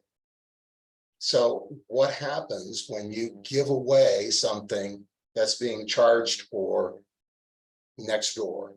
And so what happens is, yes, you do. And Laura asked about, well, how would the developer enforce or find out about someone coming to live at the project and bringing a car but parking it in the neighborhood. Well, you know, we really don't have a mechanism for that. So by the fact that the city has a somewhat incoherent and disjointed parking policy, we raise up these issues of parking in the neighborhood. And I sympathize with those people, but at the same time, it can't be a reason to not do the right thing at a development and to not honor the university doing the right thing by charging an appropriate amount for parking. In terms of the BVCP and other policies, my colleagues have cited some different items within the BVCP, and I'll just simply point to page 43, where we talk about, again, compact, sustainable urban form, compact, connected, coherent, and complete. Daily needs met within easy access from home, work, school, services, or recreation without driving a car. I can't imagine a site more appropriate for a student to live car-free than this site, with Basemar slightly to the west, Sprouts and other stores and restaurants a little to the east, and those connections will only, to me, will only be enhanced by this development. And you know, as a community, we have to acknowledge we're a college town, yet we complain about the lack of student housing, and then we complain about building student housing. And so, you know, we have this disconnect here between enjoying living in a college town and yet again decrying the lack of student housing and complaining when we actually try to build it. And we complain about in-commuting traffic by students and staff that can't find a place to live here or can't afford to find a place to live here. So I think we need to sort out what it is we want, but I think this project does on whole address BVCP goals and objectives. Okay, thank you, Mark. George? Yeah, thanks. Let me have my thoughts organized here. Just get that in front of me. First, I wanted to thank the public. I know that this is a hot topic for all the neighborhood who lives around that area, and appreciate all the feedback this evening, specifically on concerns around traffic and retail and affordability. I think as it relates to the project itself, I am in concurrence with a lot of my colleagues that you know, student housing is a grave need, and this site is I think appropriate for that student housing, given all the things that people have cited so far. I also agree with Lisa that a lot of the devil is in the details, so I think it's a little too early to say whether this is really supportive of the BVCP or not. I do agree with Laura that I think that retail is too small a component currently, and this could create a little bit of a hole for the neighborhood, for the area, for the walkability. One of the things that one of the commenters from the public resonated with me was around what's charged for retail space, right? Retail space doesn't go vacant because there's always something that will fill the retail space. It just depends on what the expectations and the charges are from a developer, both from guarantees to build outs to all kinds of things. Part of the community benefit for doing something like this is to preserve some commercial space for the neighborhood and for the area. And if that means that the developer has to subsidize that or make it more, you know, less quote unquote market rate than maybe someone's charging on Pearl Street or somewhere else, that really needs to be taken into account. You know, the developer cited a project that they took over where they had vacant retail space for 3 years. I can tell you as a seasoned retail developer of over 20 years myself, that it all depends on how motivated the developer is to rent that space and who they want to bring in and why. So I would encourage more retail. As it relates to parking, I'm a bit torn by this. You know, one of the things that we need to think about as it relates to this is high-end student housing. And the students that are paying $1,500, $1,700 a bedroom to be here, are those students likely to have cars that they want to park in this building? And will they find parking elsewhere if they don't? So it's just something to think about. I'd like to understand that better because I don't have a good grasp on that. But my gut is that a lot of the students that are renting here have cars, even if they're not using them. And we need to make sure we have a place for them. And finally, again, as it relates to too early to tell on the BVCP, I think a lot of the public made really good comments on traffic. And there needs to be a thorough traffic analysis, unbiased, not only from the developer, but really in-depth traffic analysis for us to get comfort that what is being assured to us around traffic is actually what's going to happen. So that's all my comments at the moment. Thank you. Thanks, George. ML.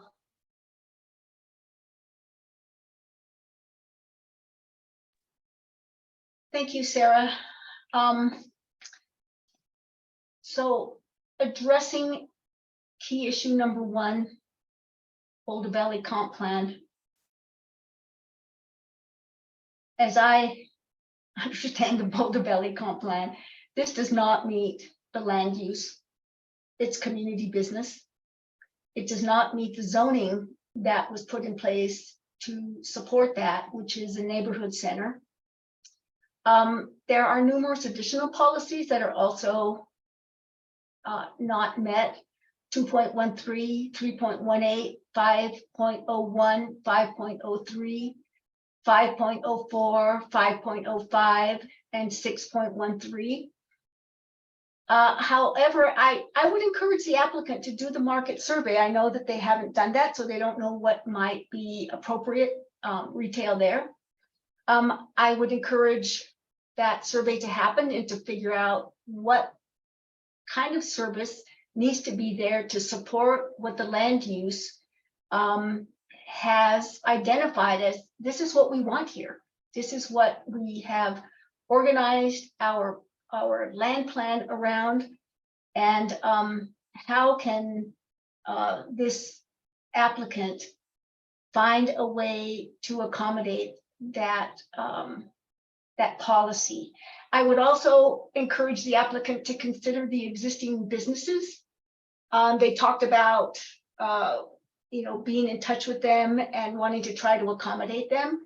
I didn't see any evidence in the tiny little retail, 1,700 square foot of retail, that would actually try to accommodate the existing businesses. So I would encourage the applicant to find the appropriate retail, do the survey, and see how they might be able to support the existing businesses to remain or something similar to remain on the property. But at this point in time, I think there are just some very large BVCP components that just simply aren't being met. Thank you, ML. All right, my turn. I agree with literally everything ML just said. I feel a bit like the applicant took a swing for a home run as a starting point in negotiations, and is hopefully will be open to right sizing this proposal so that it reflects both the land use designation and the zoning and the idea that everyone keeps talking about, which is 15-minute neighborhoods where you can walk to restaurants and you can walk to the hardware store and you can walk to the cafe and all of that, which is the whole point of a neighborhood center. Not the whole point, but it's one of the purposes of a neighborhood center. The fact that what's proposed right now has almost nothing that is activated on the ground floor, and this sort of feeds into key issue 2, but because the applicants traditional developments have lots of internal space for the students, is limiting what kind of neighborhood serving retail they could provide, and also creating essentially could create essentially dead zones at the street level, glass walls where you can look in or people can look out, but there's nothing to go into or out of. I want to also just thank George for bringing up and reiterating what some members of the public have said about how you fill a retail space and the applicant's or a developer's commitment to doing so. I do think that the common area and the amenity area could be reimagined as more neighborhood serving retail. It's not going to be the same neighborhood serving retail that is there today, because you're not going to put a gas station inside a building, and you probably don't want to put a liquor store in a student housing, but there are definitely multiple types of retail that you could put on the ground floor. Let's see. And in terms of the parking reduction, the idea of reducing, we've always assumed that if you reduce parking options, you will reduce single occupancy vehicle use. I don't know that that's true. I mean, I really love it if the transportation department ever did a study that evaluated whether the parking reductions that we give actually result in the outcomes that we hope for. But I did want to just put on the table something that Brian Bowen actually shared with me last week when I said, why can't we have more of our parking applicant developed parking be EV ready to go, not just EV wired. And he suggested that we come up with some sort of formula that in exchange for a parking reduction of X, you end up with X more EV ready to go spaces. And I thought that was a pretty interesting idea. The staff would have to do a lot of calculations to figure out what makes sense. But I do think that we should be looking for ways to leverage parking reductions and translate that into more EV ready to go parking spaces of what remains of those parking spaces. So those are my thoughts on key issue number 1. Before we go to key issue number 2, any last thoughts? Okay, key issue number 2. Does the board have feedback on the conceptual site plan and building design? Hands up, please.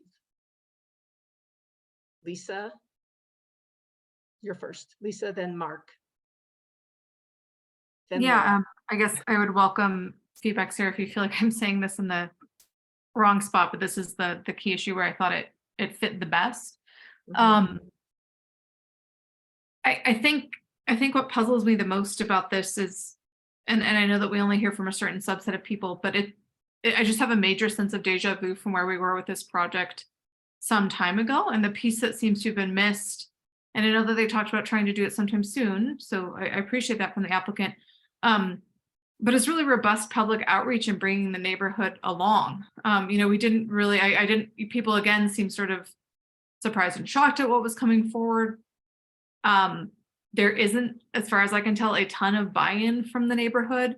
And I would expect that, and I know we're at concept review, but I would expect that when we see this come back again, my sincerely held hope would be, that we would see evidence that the community had been reached out to, that the actual site plan or potential building design was informed by what they're asking for, and that some of these issues were being considered.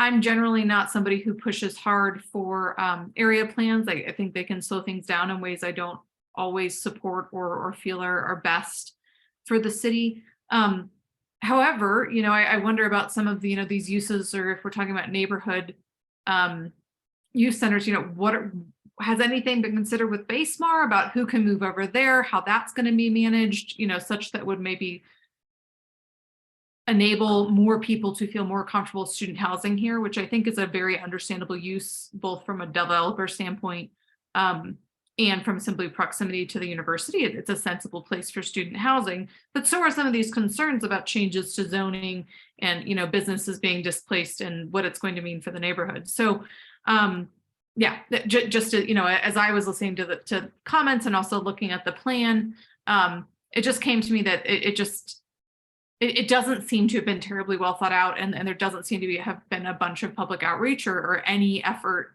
Any is a strong word, I apologize, but I was hard pressed to find evidence that much work had been done at this point in the process to kind of bring the community along and to offer some benefit back to them, or explain where things might be displaced to, or what advantages might be to go alongside perceived disadvantages.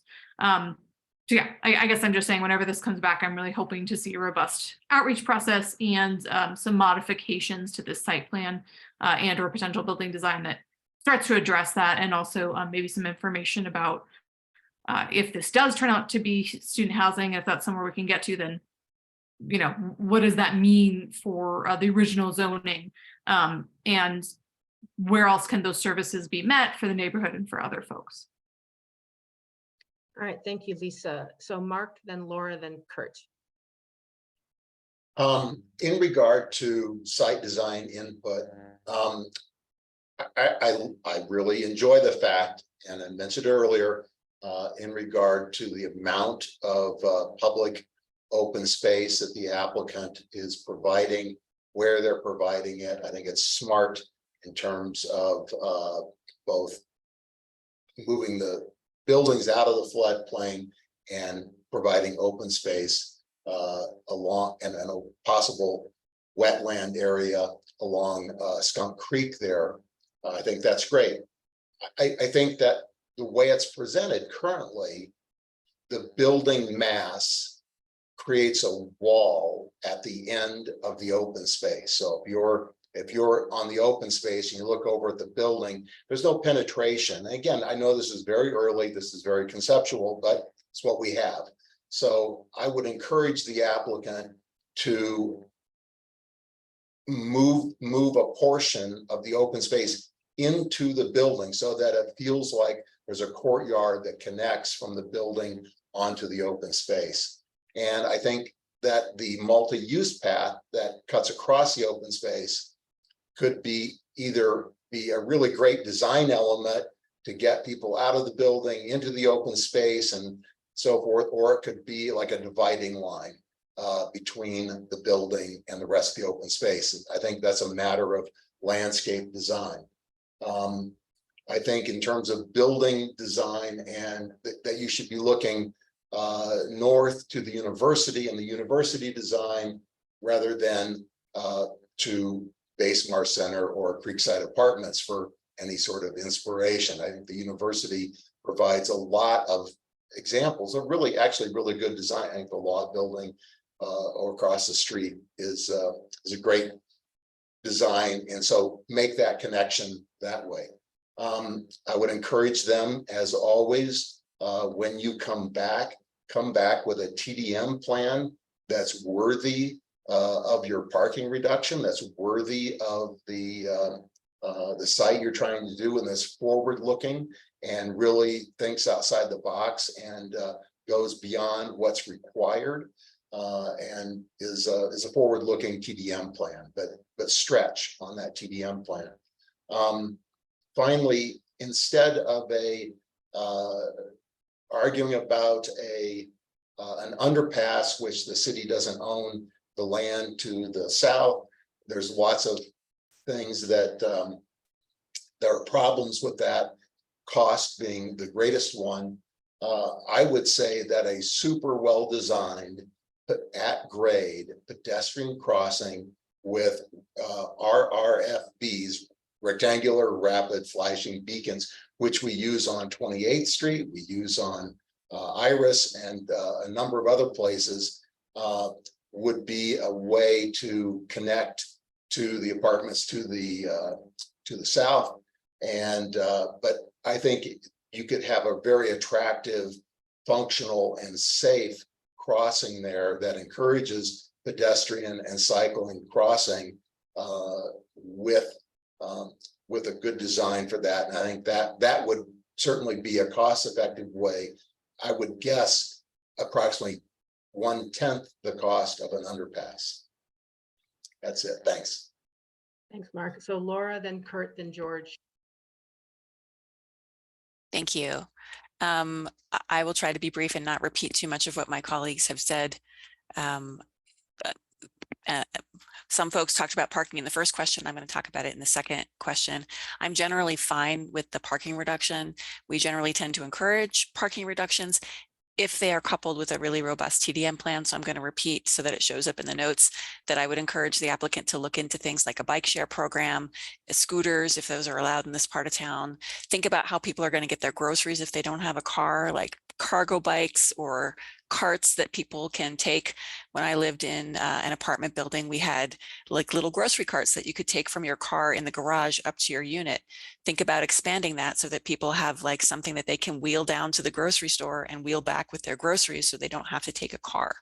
I do think that students are amongst the most likely populations to be okay living without a car. I lived without a car for all 4 years of my student career, and maybe that's less likely in Boulder, but if anybody's going to do it, the students are going to be some of them. So really think about ways that you can help those students get around town when it's raining, when it's snowing, without using a car. So think about that in your TDM plan, please. I'm looking forward to seeing that. I want to give a big thumbs up to this idea of leases, which basically the students commit to not having a car if they don't have a designated parking space. I think that that is a good idea, at least for the law-abiding students who would take that commitment seriously. It certainly can't hurt. So I really wanted to uplift that and say I like that. Regarding, I think staff had a lot of very good comments in the packet about the management of the open space, circulation. Regarding circulation, they say the applicant should give special consideration to design techniques that minimize the potential for traffic congestion along Moorhead Avenue and 27th Way, as well as conflicts between vehicles and bicyclists and pedestrians. I think they're pointing out a need there and that there's more conversation and creativity to be had. So looking forward to seeing how the applicant and staff work on that issue. So I wanted to uplift that with regard to site design. I really do appreciate that the density, that the applicant made a concerted effort to say, we're going to take the density away from the neighborhood. You know, they could have built all the way out on that eastern end, and they're not doing that. They're going to make that green space and concentrate the density on sort of the northwest portion. I think that is a good idea. I do want to uplift, you know, staff have some comments about how to make that massing and density work a little better. I'm going to talk about that in the next question, but I do think that that can work to have the density concentrated at one end if the massing is appropriate.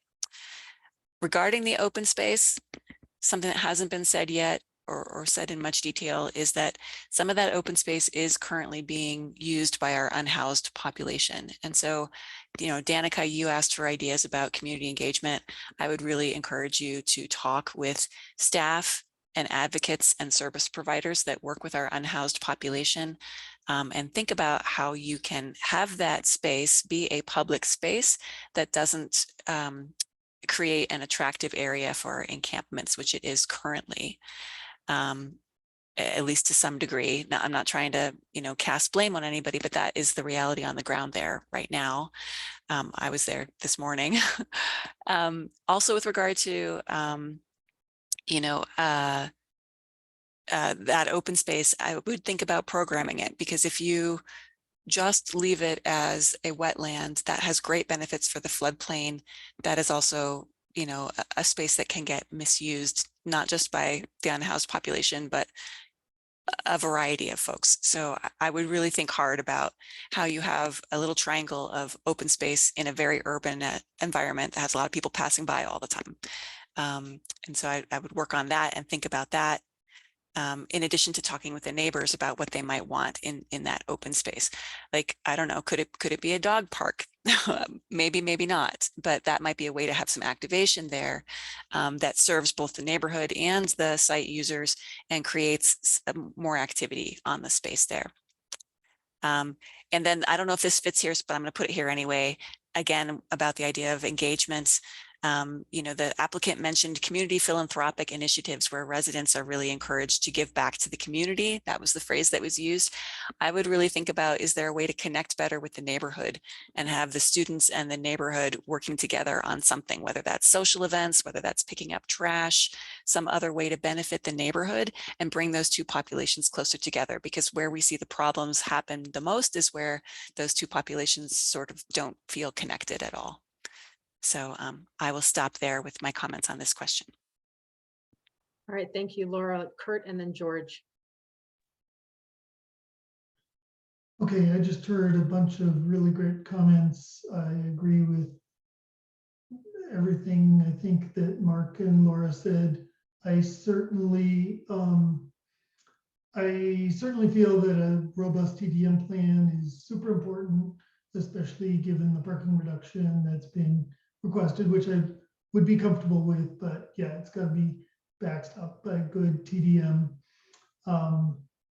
I was very intrigued by Mark's comment about, I interpreted it as finding a way to design the building so that it sort of invites the residents out into the open space, which I think it doesn't, the current design doesn't. It's more sort of self-contained. And so hopefully we're inviting the residents out to the northwest, right? Which is where they want to go every day to go to and from class. So hopefully internally we're inviting them out that way. And we should also be inviting them out, you know, after class to go out and sit by Skunk Creek or throw the Frisbee or something out to the southeast. There were some very good comments made in public comment about the traffic situation. I think the fact that currently a lot of the access is made off of 27th Way, and this would be changing that access to Moorhead is an important point. And so, as either Laura or Mark said, yeah, a really a credible traffic analysis, I think, is very important. I want to raise one point that I think hasn't been raised, which is about the garage entrance that I asked the applicant about. To me, that does, just from a basic design standpoint, it kind of looks to me like this giant dark maw that you might fall into. So just from purely aesthetic standpoint, it's just too big. I'm also concerned about the effect on people walking and biking along Moorhead. And I think it's not fully consistent with the site review criteria. One of them, the criteria says, projects are designed to a human scale and promote a safe and vibrant pedestrian experience. And I don't think putting that giant garage entrance there on Moorhead really meets that. So I would like to see it at least reduced in size. I would also love to see the applicant consider whether all of the access, instead of being taken off of Moorhead, could be taken from the north side via the existing frontage road, or whatever happens with the frontage road, because that to me would make the Moorhead side much more attractive. It would make it safer, and the baseline side is kind of, you got baseline there, so it's kind of a disaster already. And so putting all the ugliness on the north side I think would be more appropriate. And that would, I think that would satisfy several other of the site review criteria about reducing potential conflicts with vehicles, measures to, there's a site review criterion about providing measures to provide safety, convenience, and separation of pedestrian movements from vehicular movements. And so I think that would help with that.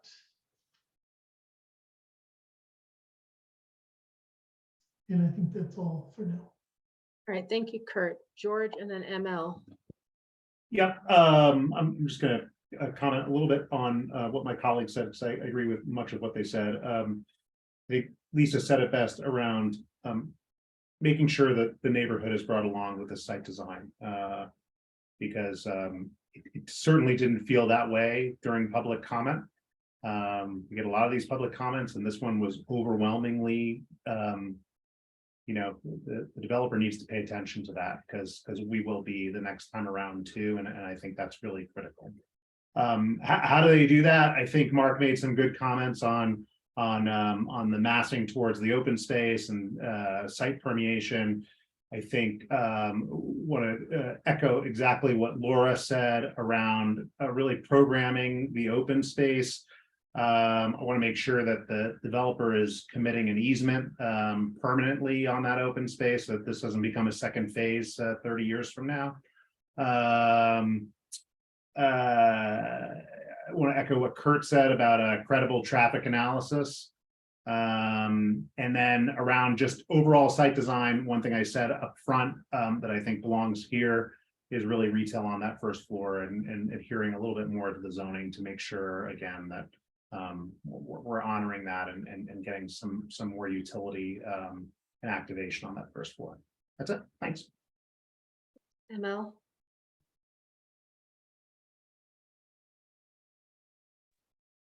Thank you, Sarah.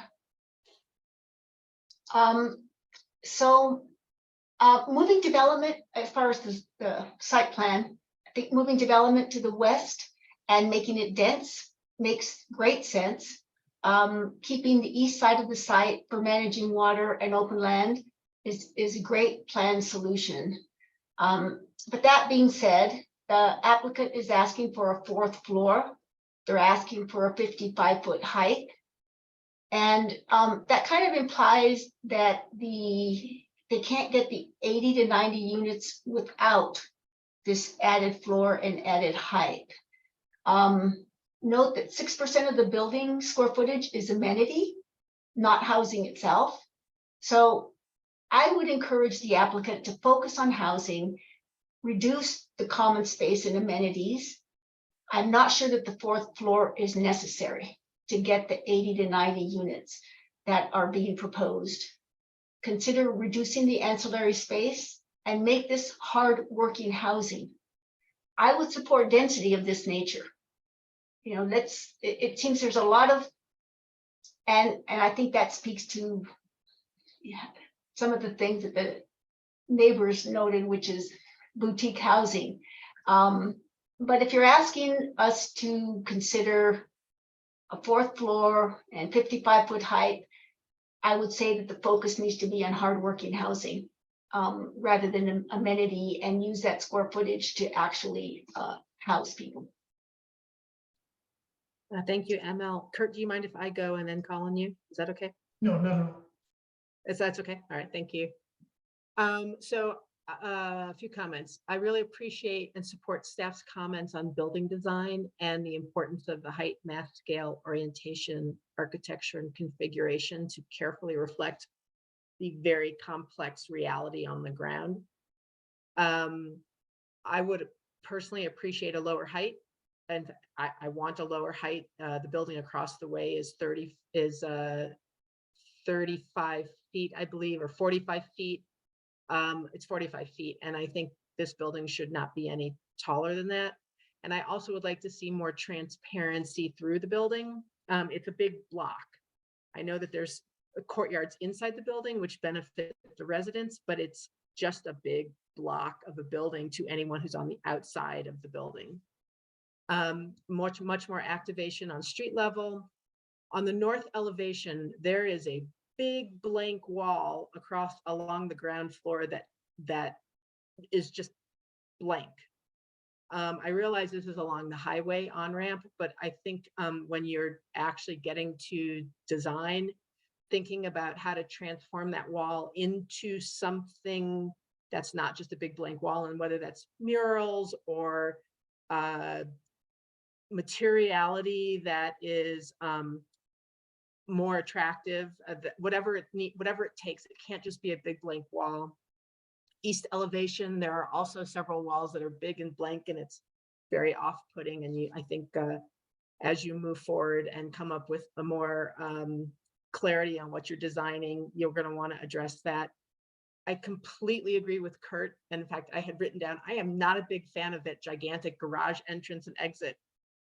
First of all, I think it's dangerous for bicyclists and pedestrians and other cars, but it's also like, I don't know, it just seemed very like a very odd kind of choice, given the effort by the architects to break up the walls and have it be, and sort of have the building at a more human scale, to then have this giant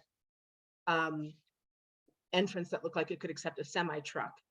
And I agree with Kurt that if there's a way to have the garage entrance behind the building, where you're currently proposing the service area and the drop-off area, I think that would be a much better choice. I am concerned about the wetlands and the Skunk Creek area, and would hope that there's a way for the city and the developer to consider opportunities to sort of reinvigorate the wetlands that are there, and make it part of the broader green space.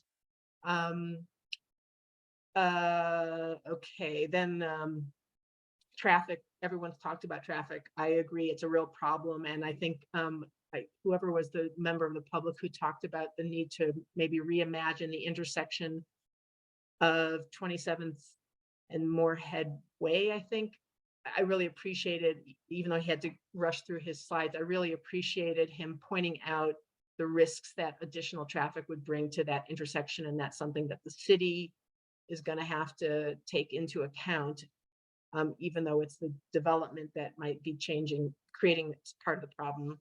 And then, as I mentioned earlier, I am quite concerned about noise mitigation. The apartments that are going to be along the highway entrance to 36 are going to be super noisy. So if this comes up when I'm still on planning board, I will be raising questions about this. Kurt. I just wanted to say, I forgot to mention that I completely agree that there should be more retail, especially on the 27th Way side. I do, when I was talking about it under the Boulder Valley Comp Plan policies, I feel like the general concept is consistent with the comp plan policies, but the building design would be significantly improved with real retail along there instead of the amenity space. So I just want to agree with everybody else on that. All right, thank you, Kurt. All right, last opportunity to speak to key issue number 2. No hands. All right, we're moving to key issue number 3.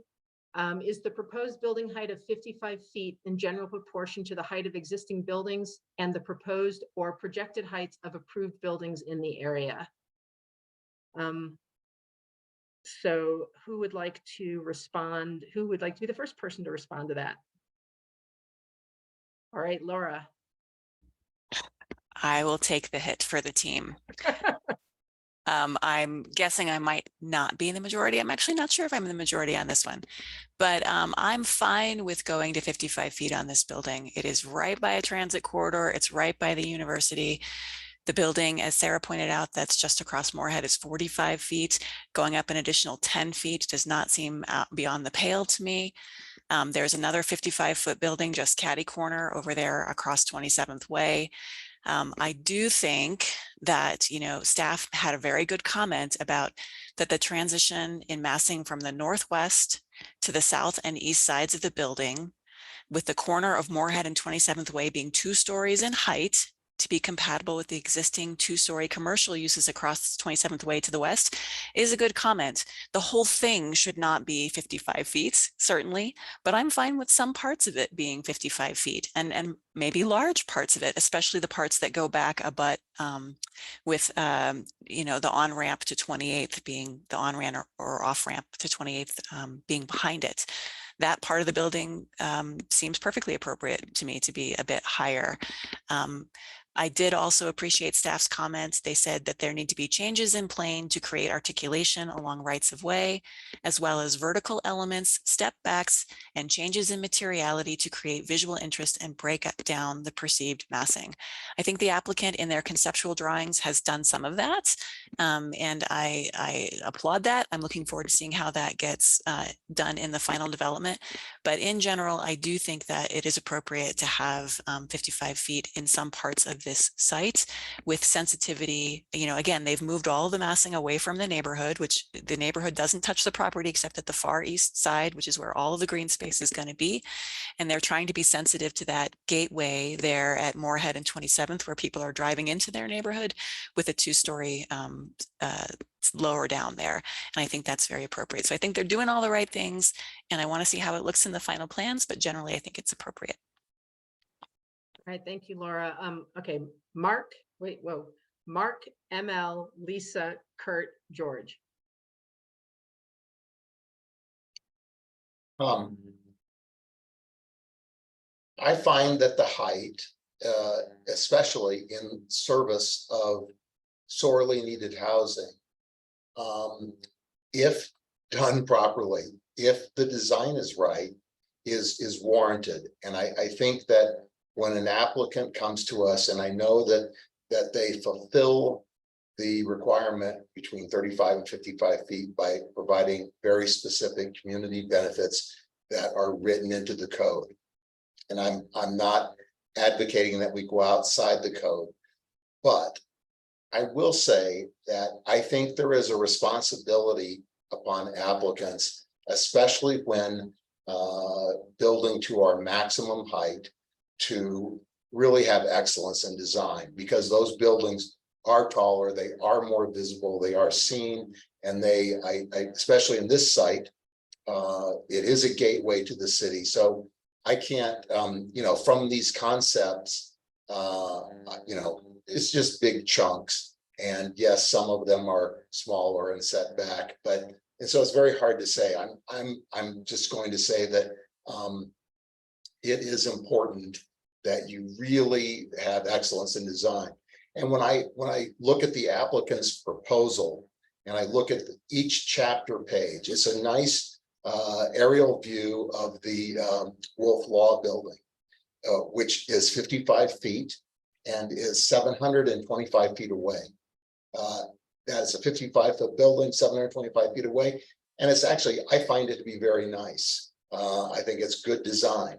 And I would look for that level of design articulation to be present when they come back for site review.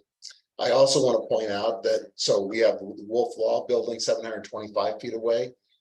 600 feet away is the Creekside apartment, and 1,200 feet away is Spanish Towers, which is, I'm not sure how tall it is, but it's way above 55 feet. And I'm sure there's some history there, but anyway, Spanish Towers is not far away. So as far as being compatible with existing nearby development, I think if done correctly, the height can be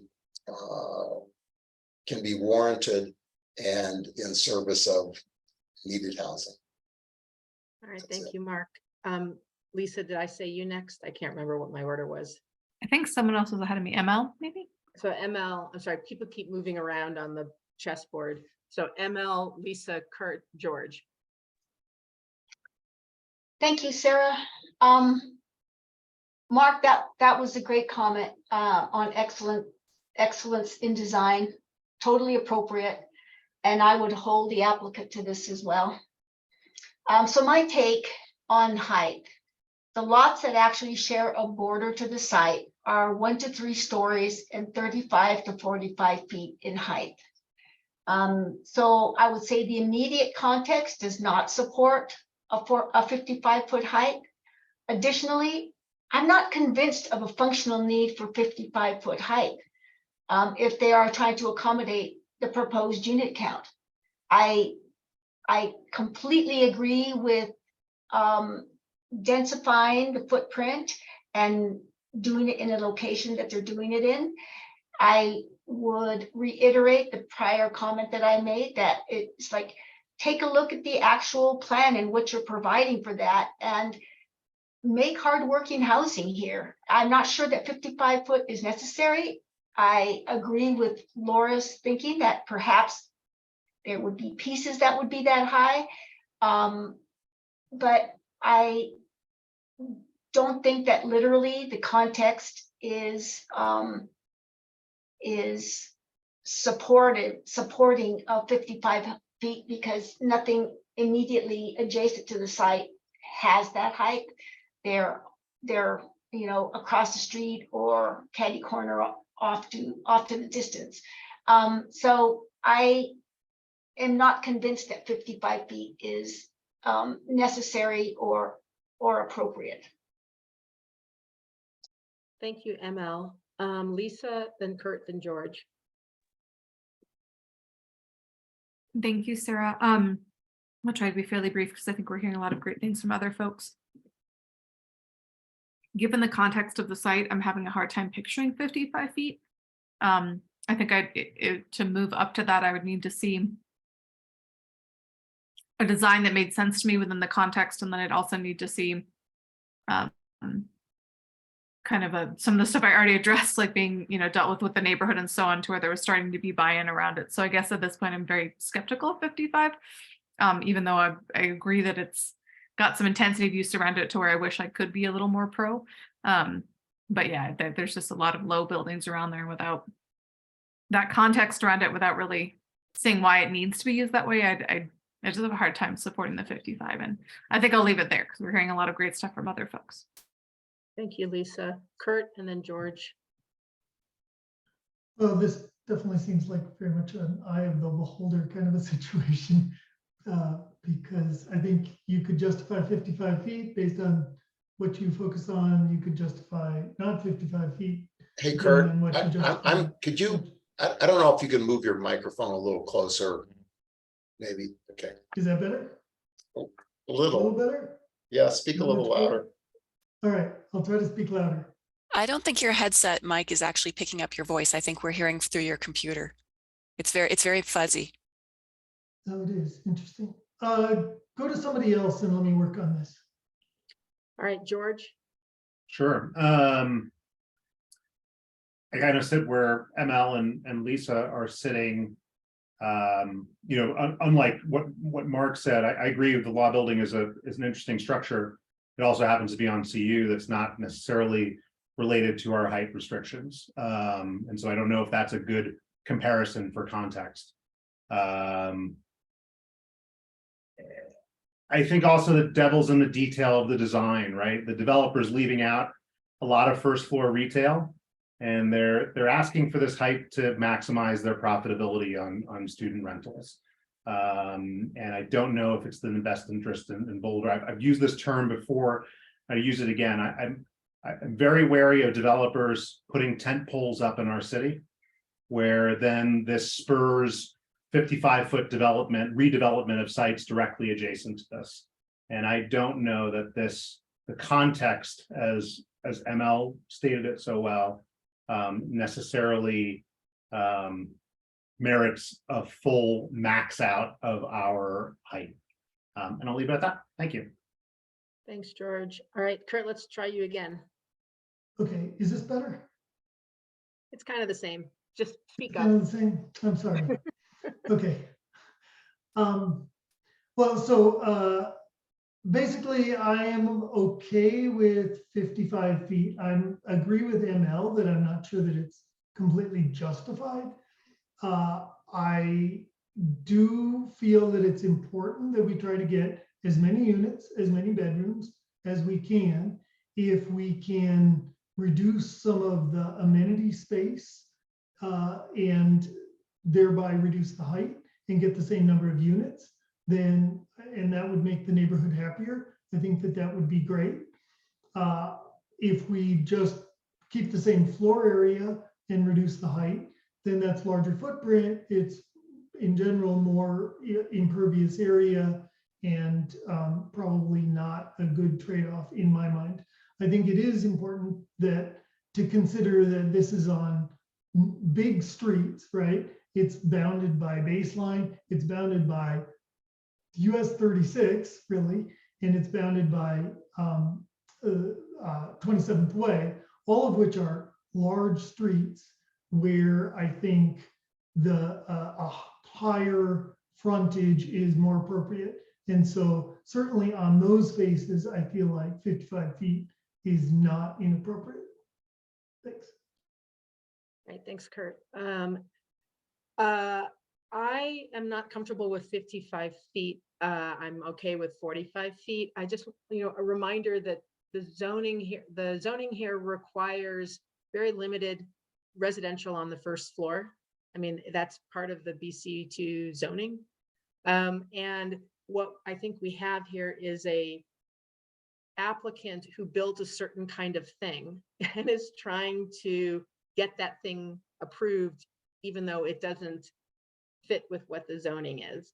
And I don't feel that we should be throwing our zoning up into the air because the applicant wants to build a certain thing.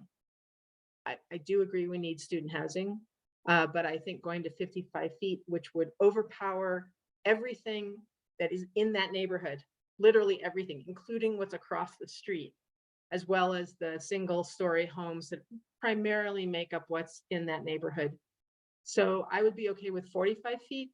And I kind of agree with Laura that maybe pushed the part of the building that's pushed to the, or that is in the northern side that goes up against the highway access, maybe that could be 55 feet. But not the whole building. And they have to take into account the retail space on the first floor and not having that much residential access through the first floor, given the zoning that is part of BC2. So, and I want to appreciate what ML said, and also what ML said about the height, but also what Mark said about design excellence. It's a little hard to tell, and this is actually the second or third time we've gotten a concept plan that's still vague enough that we can't actually comment on stuff. And I do understand that applicants don't want to go too far down a path before they get feedback, but white boxes with green spaces and blue lines are not helpful to most of us in being able to give you adequate feedback. So I will, if no one minds, I'm going to wrap up on that comment unless somebody wants to respond and tell me I'm wrong at this moment. Oh, Kurt wants to tell me I'm wrong. Go ahead, Kurt. I don't want to tell you you're wrong. I just want to, I don't know when the appropriate time is for this, but I would like to recommend that council refer this project to TAB, because I think there are a lot of transportation aspects related to this, and I think it would be very useful to get TAB's input on this. Charles, can you remind us when, what that process would be? Yeah, so council has the authority to refer projects to Transportation Advisory Board, and typically what we see is the recommendation come when they submit the that the review come when they submit their site review application. They're welcome to visit TAB in advance of their site review submittal, but I think that's what we've seen most recently here. Okay, so can staff just note that Kurt suggested that this be referred to TAB, that City Council refer this to TAB, and yeah, we can include that in the call up memo that we transmit to council. Okay, is there anyone who disagrees with Kurt on that? Okay. Not only do I not disagree, I am concerned that if it is in the call up memo post site review, then it's too late. That it's not clearly defined in the code. It's clearly defined that TAB can't weigh in without the request of council on any land use matter. What's unclear is when the referral should take place. And in this case, with the complex traffic patterns, etc., I would say that site review would be awfully late for this to go to TAB. I think the reason we see it go with the initial site review submittal, Mark, is that that's when the civil drawings become a little more developed. But that said, there's nothing precluding them from going in advance of their site review submittal. Right, Hella just popped up. Hella, you have something to say. Yeah, I'm not sure if I maybe misunderstood what Mark was saying, but I was wondering if, Mark, you had concerns that maybe a site review decision considered for call-up would result in a referral to TAB, and that would be too late. I'm sorry if that was the misunderstanding, Mark. What I was saying is that we'll include planning board's recommendation for TAB to review this as part of our call-up memo for the concept plan review. Oh, okay. So once you guys finish your hearing tonight, we'll draft a memo next week. We'll transmit it to the council. Yeah, so I apologize if that was confusing. Thank you. That totally addresses my concern. I thought you were referring to post-site review, and I thought, well, it's done. So anyway, thank you. That addresses my concern. Staff, did you get what you needed from us tonight? Yeah, absolutely. Thank you. Okay, great. All right, so we're gonna go to matters. Who is here? Brad, do you have anything for matters? I know Laura has something. Brad, do you have anything? Yeah, good evening. Thank you for that. As we wrap up that last item, I do want to circle back to some of the discussion about, the number of minutes for public comment. I think it's important to recognize that the role of the chair is to manage the meeting. And in that context, the chair does have discretion in how to manage that aspect of the decision. Now, it's obviously prudent to maybe straw poll, each of you to see what a preference would be, or to use rule of thumbs, such as the number of folks that preliminarily indicate what they're doing. But fundamentally, that's the chair's role, is to be able to do that and to handle both the number of the minutes, how the folks are speaking, that kind of stuff, within the guidelines that we have at the city, regarding pooling and some of those things. So happy to talk to any of you individually if you've got some thoughts about that, but just wanted to reinforce that. And also just know that we administratively will always reinforce the fact that folks can send written correspondence in advance and afterwards as well, because it's going to go through additional processes. Same with PowerPoints and that type of thing too. And Sarah, I'm sure you'll take that opportunity to remind folks of that too when that gets called into question.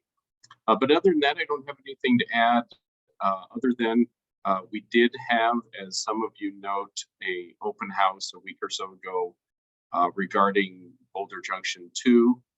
I did see the email traffic about kind of being aware of those in advance, and we'll make sure to be careful about that as we move forward with others. But successful emergence from the COVID bubble as we get into some of those more typical kinds of public outreach efforts that we've been able to do in the past.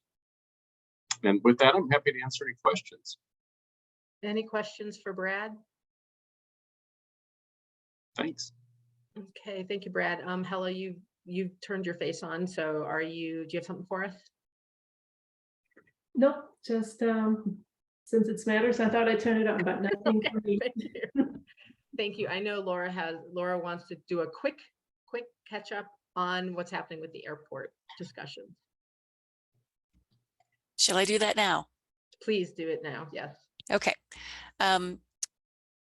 I want to remind you where we left this as a planning board was that at our April 4th meeting, we approved a letter from planning board to city council about the airport community conversation, expressing some concerns about that design, in particular about whether housing would be included in the set of scenarios that are developed for public outreach and public comment in order to honor BVCP 6.23. And I wanted to let you know, I mentioned this briefly last week, that the news is good. I think that staff heard our comments as well as other people's comments and have made some changes to how they're messaging about this and also potentially to their design and what they're anticipating including in the scenarios. I can give you more detail about what I have heard from staff that makes me think that. I don't think that we have heard a specific promise that yes, there will be a scenario that includes housing or there will be a housing hybrid scenario developed. I don't think they've gone as far as a promise, but I think they have made several indications that give us good reason to believe that that is the likely outcome. I'm happy to go through that with you in more detail if you'd like, but the main purpose of me talking to you tonight about this is just to update you and give credit to staff for, I think that they have heard us and made some changes that were very appropriate and very positive. And also I do think it's appropriate for us to circle back to City Council and close the loop, because the last thing that we did was ask them to give some direction to staff that might no longer be necessary. So my intention, if folks are okay with this, I wanted to check in with you, is to go ahead and write a communication from me as the airport liaison. I don't think we necessarily need to have the whole planning board wordsmith a letter, but just basically to say what I have said to you, that the news looks good and we're very encouraged by the direction that staff is taking, and that we are looking forward to seeing how this moves forward. Lisa, do you want to respond? Yeah, I think I'd probably be willing to be overruled. I agree that we don't need to wordsmith it, but if possible, and Helen, maybe you could weigh in on how to do this in a appropriate and transparent way. I think it might be nice to just read over what the verbiage is, and then if there's any, I don't anticipate making a whole lot of edits, but I'd love to see what was going to them before I'm like, yes, I sign off on that. But I also agree that we probably, unless there's some procedural reason why we have to, I'd love to not, sit around and do that. I'd love for it, maybe you to draft it, create something. I don't know what the exact timeline is. And then perhaps briefly in matters, anyone who has comments can make them so that it's transparent or whatever the appropriate process is, and then move forward. Helga, what are your thoughts? Yeah, is that something that could be addressed at next week's meeting? Because I think the only item we currently have scheduled is the motions practice training. If that's what folks would like, is to see a draft and then make any comments at the next meeting and make changes together, I'm totally open to that. I think we would have to make changes together in real time though, for it to be not a serial meeting, if I'm understanding that correctly, Hella. I think so. And again, Laura, I don't know that I'm going to have any recommended changes whatsoever. I just sort of have this, I don't want to say knee-jerk Nestle, but I'm like, wait, I'm signing off on what? No, absolutely. Absolutely. I'm totally on board if folks want to be involved. I was just trying to minimize the time commitment if folks didn't think they needed to be involved, but if you would like to, certainly I welcome that. Is there anyone who has a problem with Laura drafting and us looking at it next week? Seeing nobody disagreeing, Laura, that sounds great. Thank you very much for taking this on and for your hard work on this. Any other matters? Oh, Kurt, and then ML. There was an article just in the paper today about the potential code changes required in order to get Prop 123 funding. And I'm guessing that staff have been thinking about this. And so at some point, not now, obviously, but at some point I would be interested in hearing what your thoughts are on what, if any, code changes we might need to make.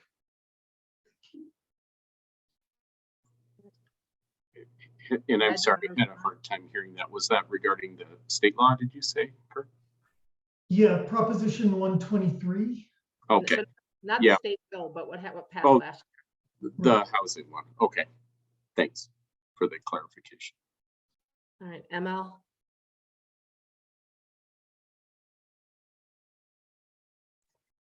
So I'm just curious, and maybe I don't know who would be the person to last week we did the board liaisons. And I'm not exactly sure who's going to reach out and how we're going to know when to show up at our board and who our contact is. So is this something that, hi, Amanda, who's going to help us? I have no clue. I volunteered for Deb, and I'm not exactly sure how hopefully I haven't missed a meeting this week.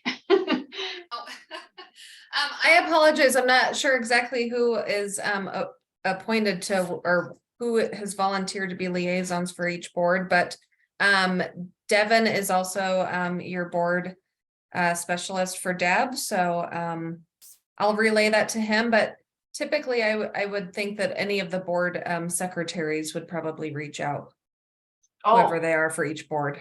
Okay, so they will get the message that their liaison or ex officio has been updated and reach out.